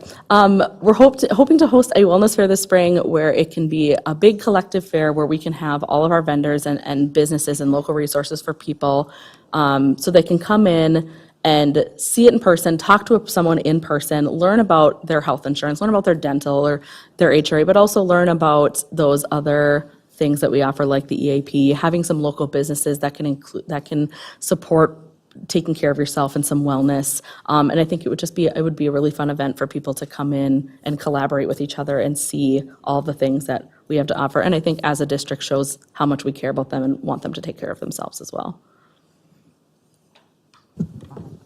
So you? All right, so Kinsey spoke to kind of where we're at and then where we're intending to go within this next the remainder of the school year.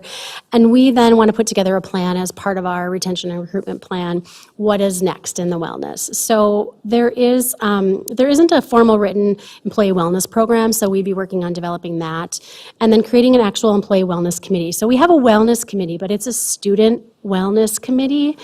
And so we want to make sure that we have something where we can have employees engaged in the conversation about what would they want to see and kind of thinking of some of those items, looking at what else we can provide. But we really want to use that employee feedback. So I think our first step would really be to create that committee and then get feedback directly from the employees of what would they like to see us focus on for wellness. Because we think there's a lot of great things we can do, but we want to make sure that it works for the staff.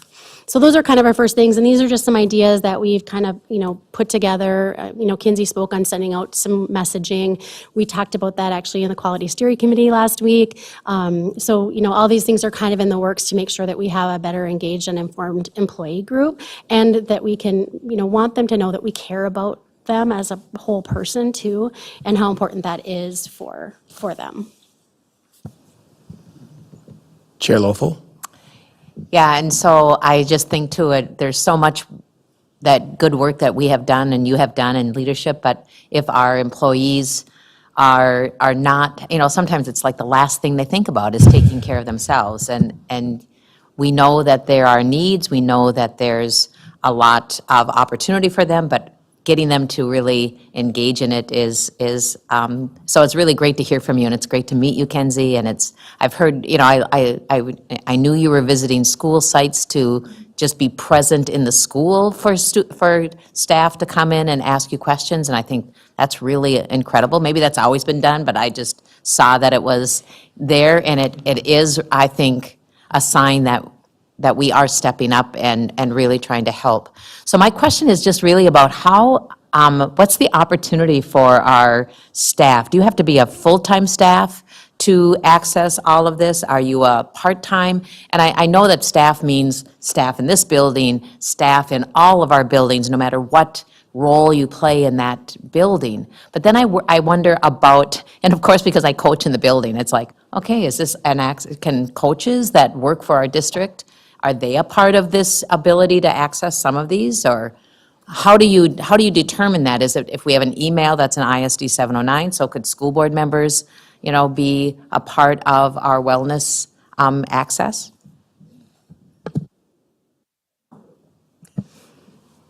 So currently, we have actually just had this conversation this morning. Currently, our benefits are given to those that are eligible for benefits. So there is a group of staff that aren't necessarily included in that, like the COM. But as we discussed this morning, we don't know that that's necessarily how we should proceed going forward, because of all of our employees, even those that only work 20 hours a week and aren't eligible for benefits, there's still an important component to our district as it functions, to our students. I think about the playground monitors.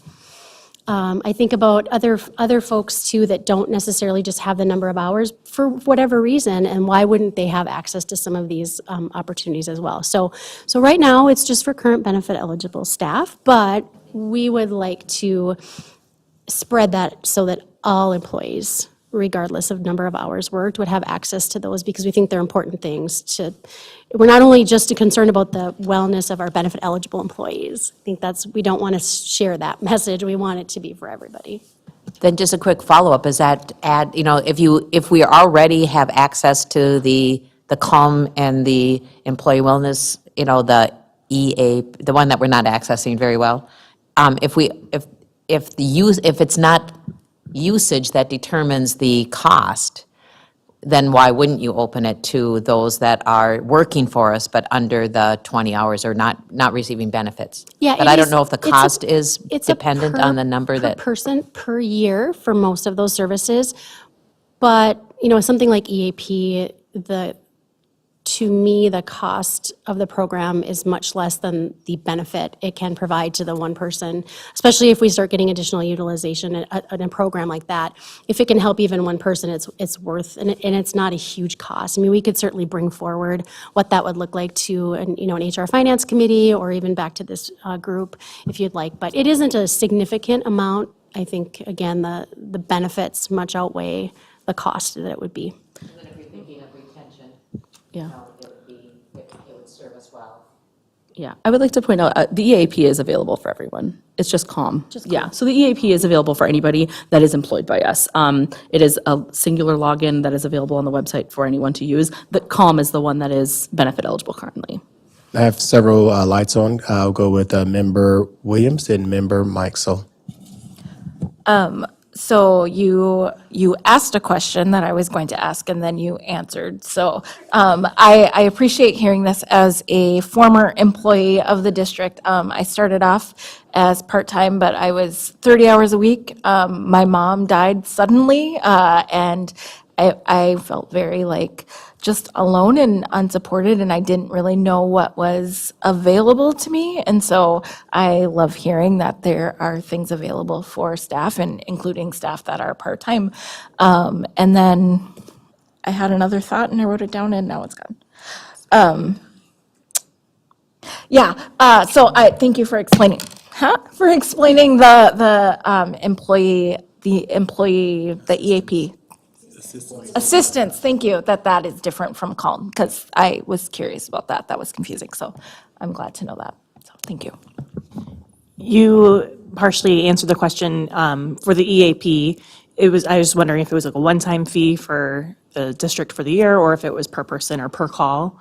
So I know that if we're trying to increase our usage, just making sure that we had the budget for it. Yeah, it's paid by person, by staff number. It doesn't matter how many times they contact. There are some restrictions on how many times, for example, if you were going to seek it for a crisis of some sort, you can see a provider a designated number of times before they will then triage you to move from their immediate help to more of a permanent resource. So there are some limits on usage, but as far as how many times you can call, that's not tracked. So it's really just however many times the person needs it, they can utilize it, and for all those different components that are available there. Member Larflip, sorry. Can I just mention, based on the utilization, it's not uncommon for an EAP program to have little or no usage, because people tend to think that it is, A, they don't know about it, or if they know about it, they think, I'm only going to call this if I really am thinking of hurting myself, or, they think it's really crisis. They don't realize and understand that there's so many other resources available. There's a whole section for supervisory training. There's a whole section on other different supports that you can use in your work life. So I think that's where, as an organization, being able to provide more information and pushing it out, in my previous experience at the city, we had like a 2% utilization rate.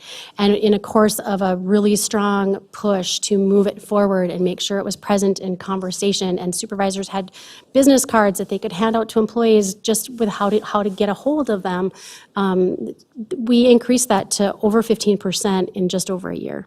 So I mean, that's significant, and I don't know that we can do that here, but that's our goal, is to really try to push that, because it is a wonderful resource for employees, and they should know that it's there for them to use. Agreed, and I know there has been concerns expressed relating confidentiality, but it's totally confidential. The district doesn't track anything. We're not made aware of what people are accessing. So I know that was something that individuals had to overcome in a former district that I was part of. We just had to make sure, no, it's totally confidential. We are not aware of anything. So Member Loeffler Kemp, and then Member Sadowski, then Williams. I still see. I turned it back on. You did turn it back on. So let's go in that order. Then I know Superintendent Magus is going to be fourth. Okay, just a quick comment. Thank you, this is great, and we did talk about it at the Quality Steering Committee, and so I'm glad we jumped right away to educate us. And for other board members, we did hear at the Quality Steering Committee, and Kinsey, you should know this, that there were some staff as well as principals that have felt that they're more aware about the resources, and they've been referring people to the resources. So, good job in just the ways you've been promoting it more as well. So, great. I'll just piggyback off of what Member Loeffler-Kemp said, but I really love your idea of the monthly focus on a different topic, because, it's been my experience too that in EAPs, there is that misconception of this is just what it's for, but there are so many other resources. So I'm going to steal that idea. That's a good idea. Member Williams, and then Superintendent Magus. Is there any difference in what's available for certified versus non-certified staff?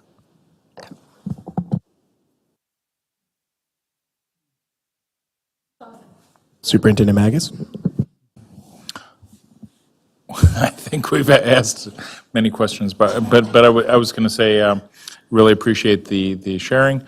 Having been part of districts that use EAP much more extensively, I'm glad to share more there too. Thinking about, quite often we would use it or bring it up when there was a death of a staff member or death of a student. We've started doing that here as well, and not just death, but any sort of traumatic type of circumstance. If there was severe misconduct or something like that, sometimes it's just a good resource to let people know that this is here for you as a support. And then thinking about what we're doing for retention. A lot of people are now saying that the retention is the new recruiting, and I think that that's really true as well. And so thank you for the great work that you're doing in supporting people with benefits, and really thinking about we think about our students holistically, but I think it's also important that we think about our staff holistically as well. Thinking about what I'm hearing from other people in other districts, too, about our benefits. We have very, very strong benefits, and we have people sometimes leaving our district to go to another district, and then they return to us because they find that our benefits are far superior to others. So as we think about that, I think that when we think about how we serve our staff and giving them the desired daily experiences that they're looking for, I think this is a very important part of it. So thank you, Kinsey. And also, we presented at the CALM conference, or at a HR conference with CALM because we had such a successful CALM program. Member Lawful Kemp. Yeah, the last thing I was just going to say is I kind of follow up with too, is that I think this does show the level of not only wanting to retain our staff, but the respect that we have for our staff and their health, but also just for them as individuals. And so, again, thank you for just raising that up and knowing that we can share this with the community as well.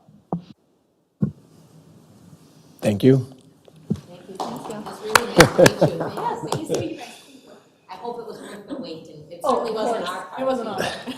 We really, really appreciate it. Yeah. Thank you. It's a great example of how we are improving systems. And we have a final presentation, and it goes in the category of not only improving systems, but it fits in all of the key areas. Focus on, yes. Always willing to be kind of our last one. I don't know why you shouldn't. I just figure you save the best for last. That's what it is.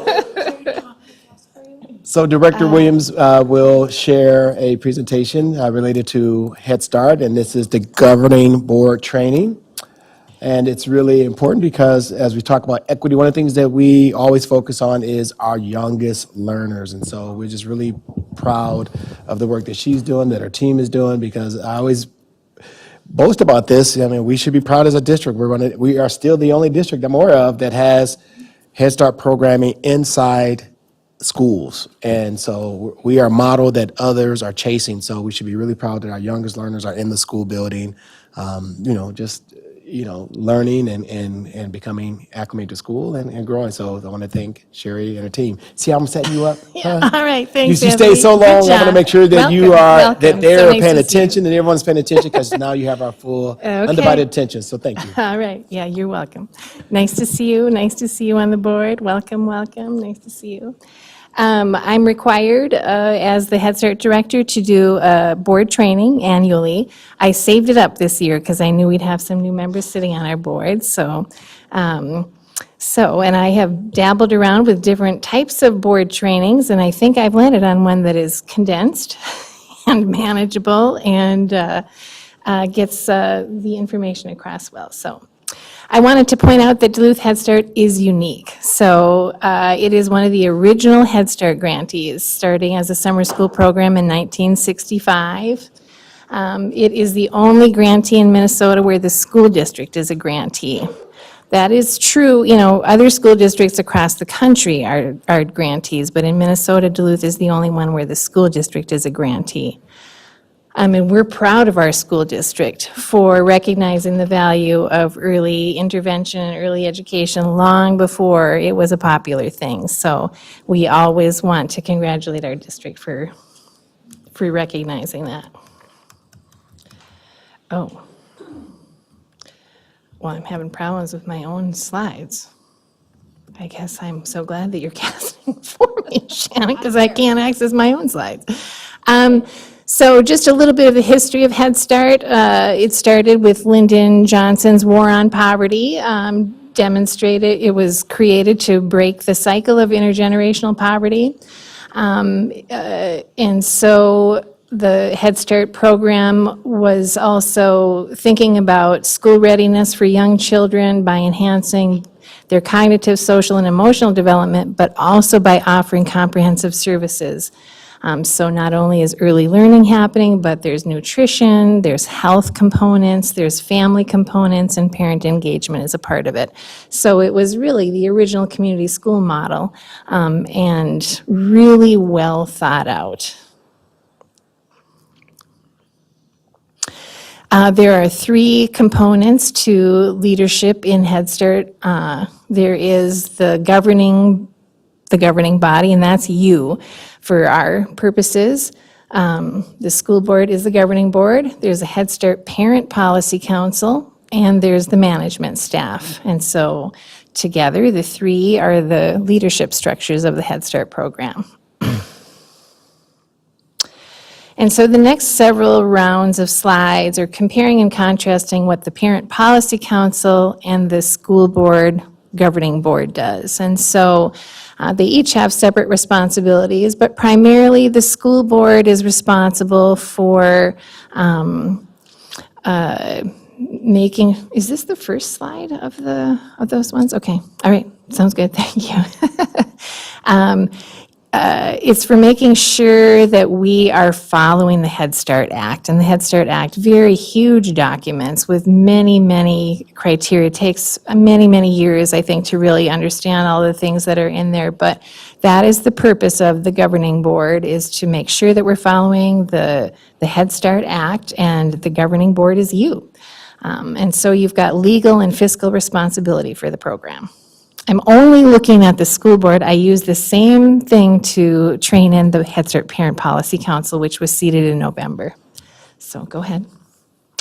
So the Head Start Governing Board helps us to adopt practices that make sure that we are, that we are responsible, that we're compliant for the federal laws that support our program.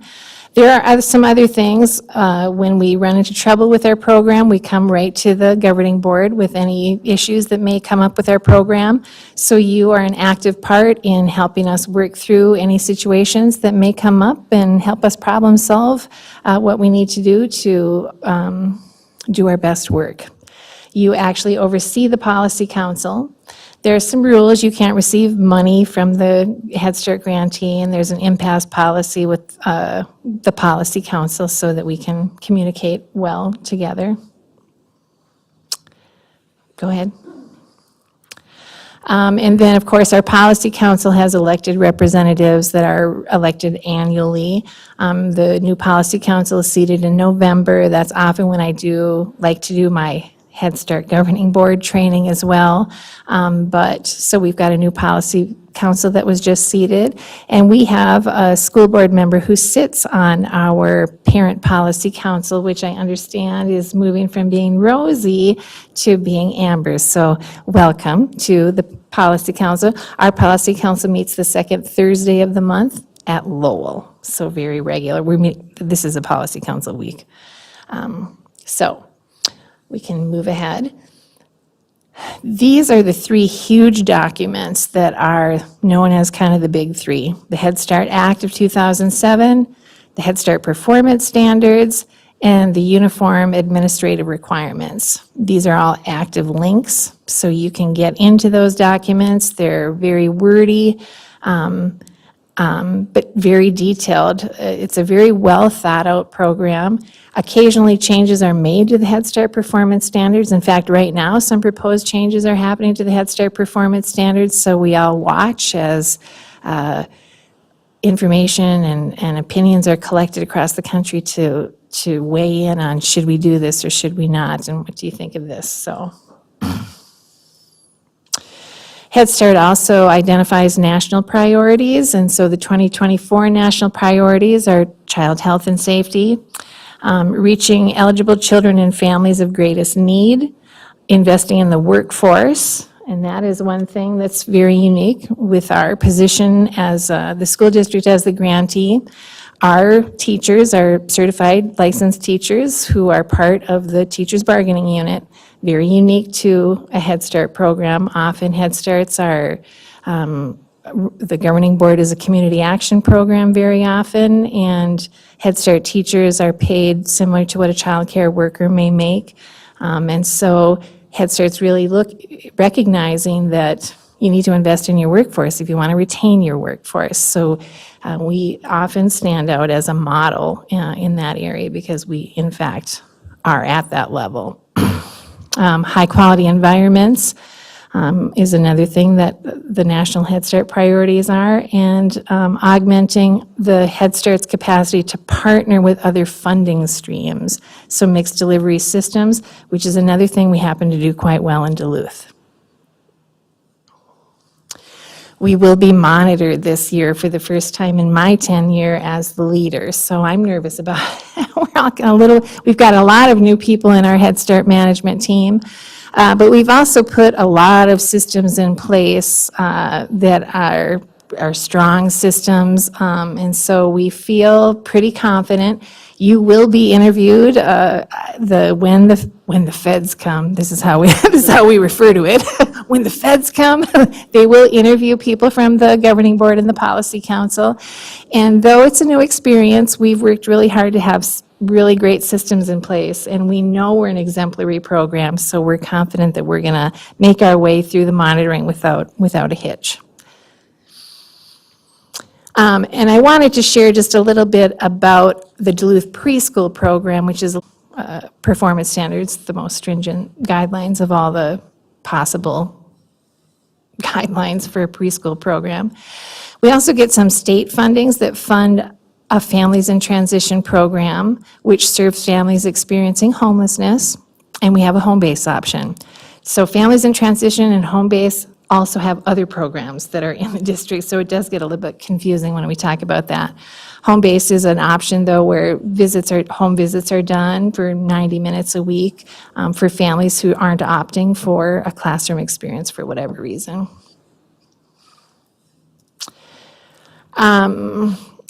So we are in 7 of the 9 elementary schools, and I've listed what those schools are and what the classrooms are.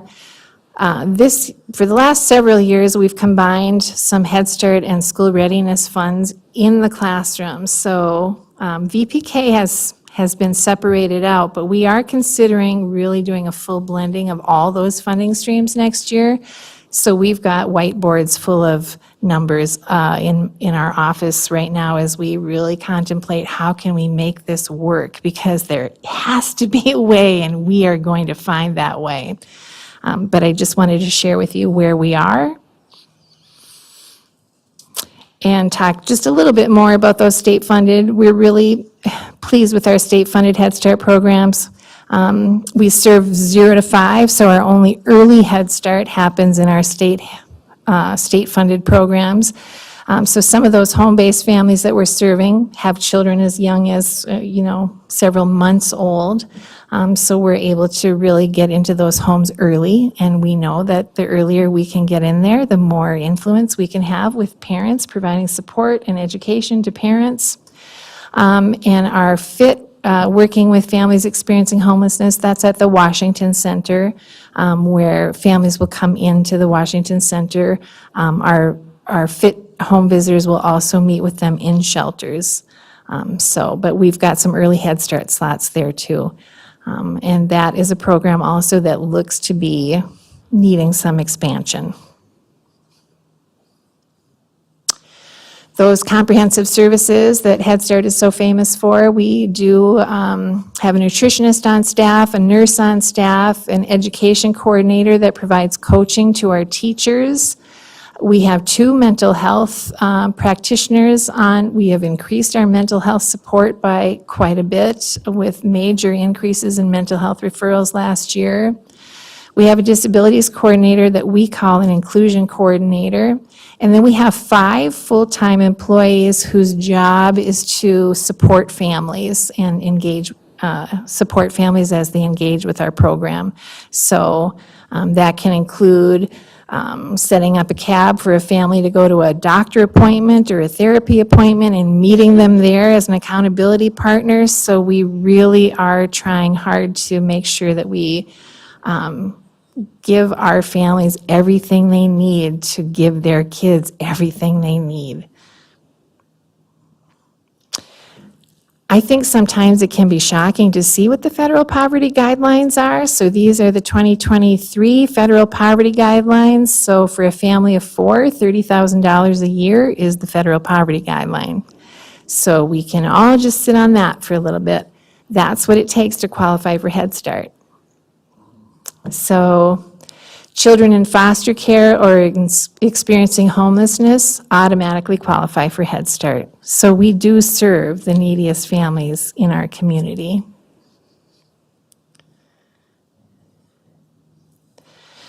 We use creative curriculum, which is a project-based curriculum. The pyramid model is a social emotional framework that is the preschool version of PBIS.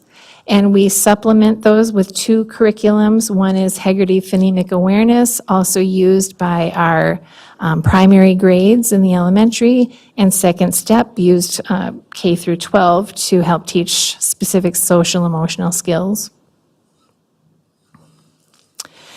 And we want to involve parents in as many ways as we can because we are a 2-generation program. So having parents as leaders, having parents as input, having parents, we want parents to be a part of our program. And so we do everything we can to get them in, hold them up, bring them with.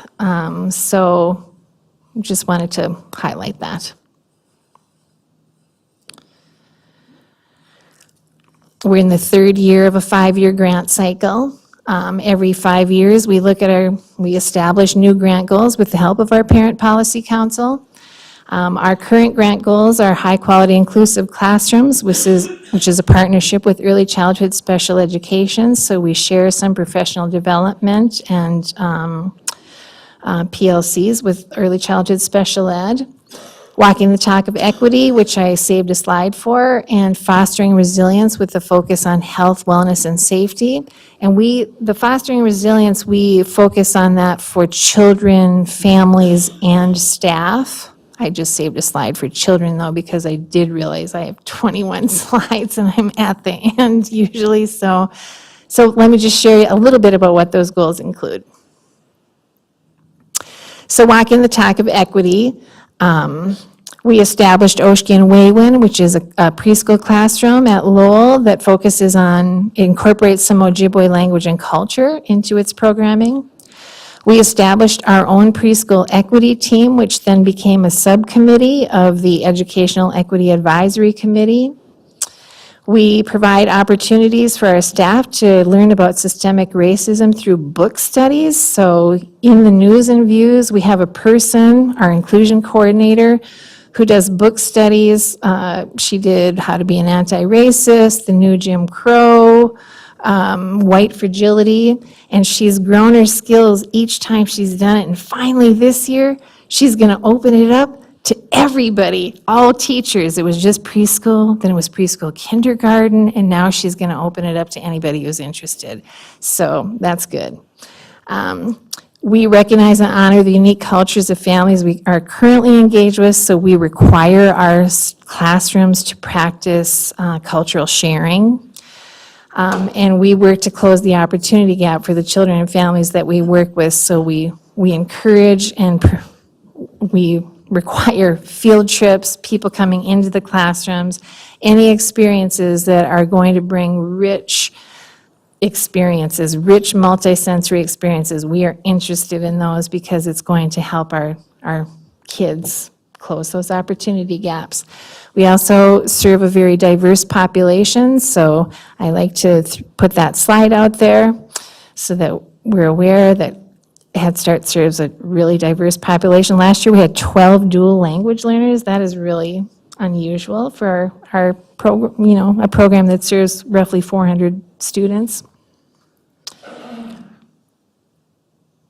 And then I just wanted to elaborate a little bit more about what kinds of things are included in this Fostering Resilience by supporting health, wellness, and safety for kids. So going outside daily, so we have weather-appropriate gear. We know that a lot of preschoolers, it really is late, isn't it? You really do lose articulation at some point.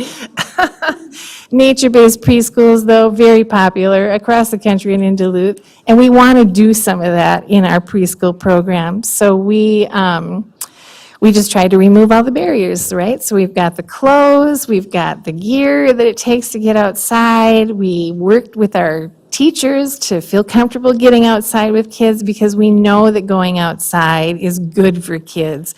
And it's free. So once you can get to that spot where you feel comfortable there, you can get a lot of benefit for no buck. So that's a big thing. Safety around water, we bring 72 preschoolers to the Y every fall, so they can have a 6-week water safety class. That's a partnership with the Y. We spend a lot of time with social emotional learning. We do lead testing at school, dental exams at school. We will do anything we can to get families to stay up to date on their well child checks and immunizations. All of our classrooms get a First Witness program every single year. We worked hard to create school bus driver training for the safe delivery of preschool students, hearing and vision tests at school. We do preschool screening for every student at school within the first 45 days that they're there. We provide coupons for free glasses for our students. So we really work hard at making sure that kids get what they need, lots of opportunities for health, wellness, and safety at school. And this is what the cycle of continuous program looks like for Head Start. So you establish your grant goals, you create your action plan, you implement, you analyze. If you realize, this goal wasn't what I thought it was going to be, or, we already have accomplished that on year 2, you can respond it with course correction and change it. And then every year, we do a self-assessment, which comes to you, the governing board. So you will see that when I bring this year's grant application, you will also see the self-assessment from last year. So you'll see how we did towards our grant goals. And then we update our community needs assessment, and the whole cycle starts again. That's my last slide. I just wanted you to know how the system works, and thank you so much. Thank you, Director Williams. Any questions? Because I've said all the great things up front already, so she knows how proud I am of the program. So thank you for all your work I have a again. question None, quick. oh, Sorry. I'm sorry, no problem. Member Mikesell. Thank you for all the work you do, and it was so great. Last summer, Member Leffler-Kemp brought me to the end-of-year celebration at the aquarium, and that was such a wonderful event to see all the kids and all the families, so this was great. I'm curious, it looked like there was a Head Start program at nearly every elementary school, but we're missing 2, including Congdon, and I was just curious as to what the reasons were for that. So Congdon and Lakewood are the 2 schools that we don't have preschool programming at. And Lakewood has a privately funded preschool program. And then Congdon had historically not had space in the building. And so it is something that we continue to strive for. Member Williams and Member Leffler-Kemp. I'm partially asking this to practice saying Ash, Key, and Waywin. That's Nice. separate from Masabikang. They're not It is, connected it's at all. separate. Okay. They do some joint programming. The kids from Masabikang come in and do some reading and practice some words with our children. So there's a little bit of joint programming, but they are separate. Okay, thanks. Yeah, mine's just a comment that, we have one board member that serves on the governing board, and for the last 8 of the 10 years, I've served on it only because other people did put it down, and I would tell all of you, especially new board members, we have so many great committees to serve on, but it truly is one of my best committees I've served on, and I loved serving on it, and I've loved all the many things that you laid out that we do as a school district, and the really cool thing is the empowerment of parents and the parent engagement that happens through Head Start. And we benefit as a district. Some of you have heard me say, some of the leaders at Stowe PTA were Head Start leaders. Some of the staff in our district were Head Start parents. I ran into one at Myers Wilkins the other day. And so it's a great committee to serve on. I loved serving on it, and I always would leave those meetings just feeling like a lot of great things are happening in our district, and I got to hold babies too, which was fun. But so just thank you, and I encourage people to sign up for that. I hated to give it up, but I did, so someone else can do it. But it's yeah, so thank you. And you're welcome to come to our Head Start classrooms anytime. We're happy to have guests there. Member Banks? Yes, thank you. I wanted to thank you for being here, but also to thank you for the honor of meeting you, I think, back in November. We had dinner together at the Family Freedom Center, and I learned more about your work, and just thank you for being here. And thanks for your presentation. Thank you. Looks like the last question, Member Sadowski. Just a comment, if there's babies available to be held, I'm not giving this one up, so just saying. Oh, no. But no, The I'm next board chair can really deal with it. looking forward to it. It's going to be an honor to serve on that. And as you know, just I've gotten to refer many families to the Families and Transitions program over in past years, and just continually just impressed with the whole program. Thanks. Chair Lofo, then Superintendent Magus. Voluntary pre-K, Yes. meshed with Head Start, all this stuff that you say that's We can do available it. and that we do, is think that we can also do it. open to our voluntary pre-K kids? Because now I have a grandson doing that. At Piedmont. Yeah. I think when I first came, we had to pull it out. Do you remember, were you on? Yeah, you were. We had to separate voluntary pre-K out because it was not fiscally working. But I think we found a way. So we're going to try to put it back in. Right now, it's not. It's 3 days. It's a 3-day-a-week standalone program. It's funded at 0.6, so it's at 0.6. But we have found a way to make it work fiscally. So we'll share that with you. Once the whiteboard is solid, we are just standing around it for many hours going, we could do this, we could do this. We've got it. So in the best case scenario, it will be the same calendar as our 5-day-a-week Head Start program, because then we can put everybody, there's just a lot more options for putting people together. And this is what we're finding, is that what people want is all day, as many days as they can get. And so that's what that's what the community wants, and we are stewards of a community, so. Superintendent Magus will close us out. Sure. I just, much of what I would say has already been mentioned, but I just want to say how important I think Head Start is and the work that you do. It prepares our students well so that they can have an even more positive trajectory than they would have otherwise. And I'm just really proud of the work that you're doing and proud of the work of your team. And just really want to reiterate how important these early interventions are for our kids. So thank you for being such an important part of the work we do with our students here. Thank you. Thank you. Thank you.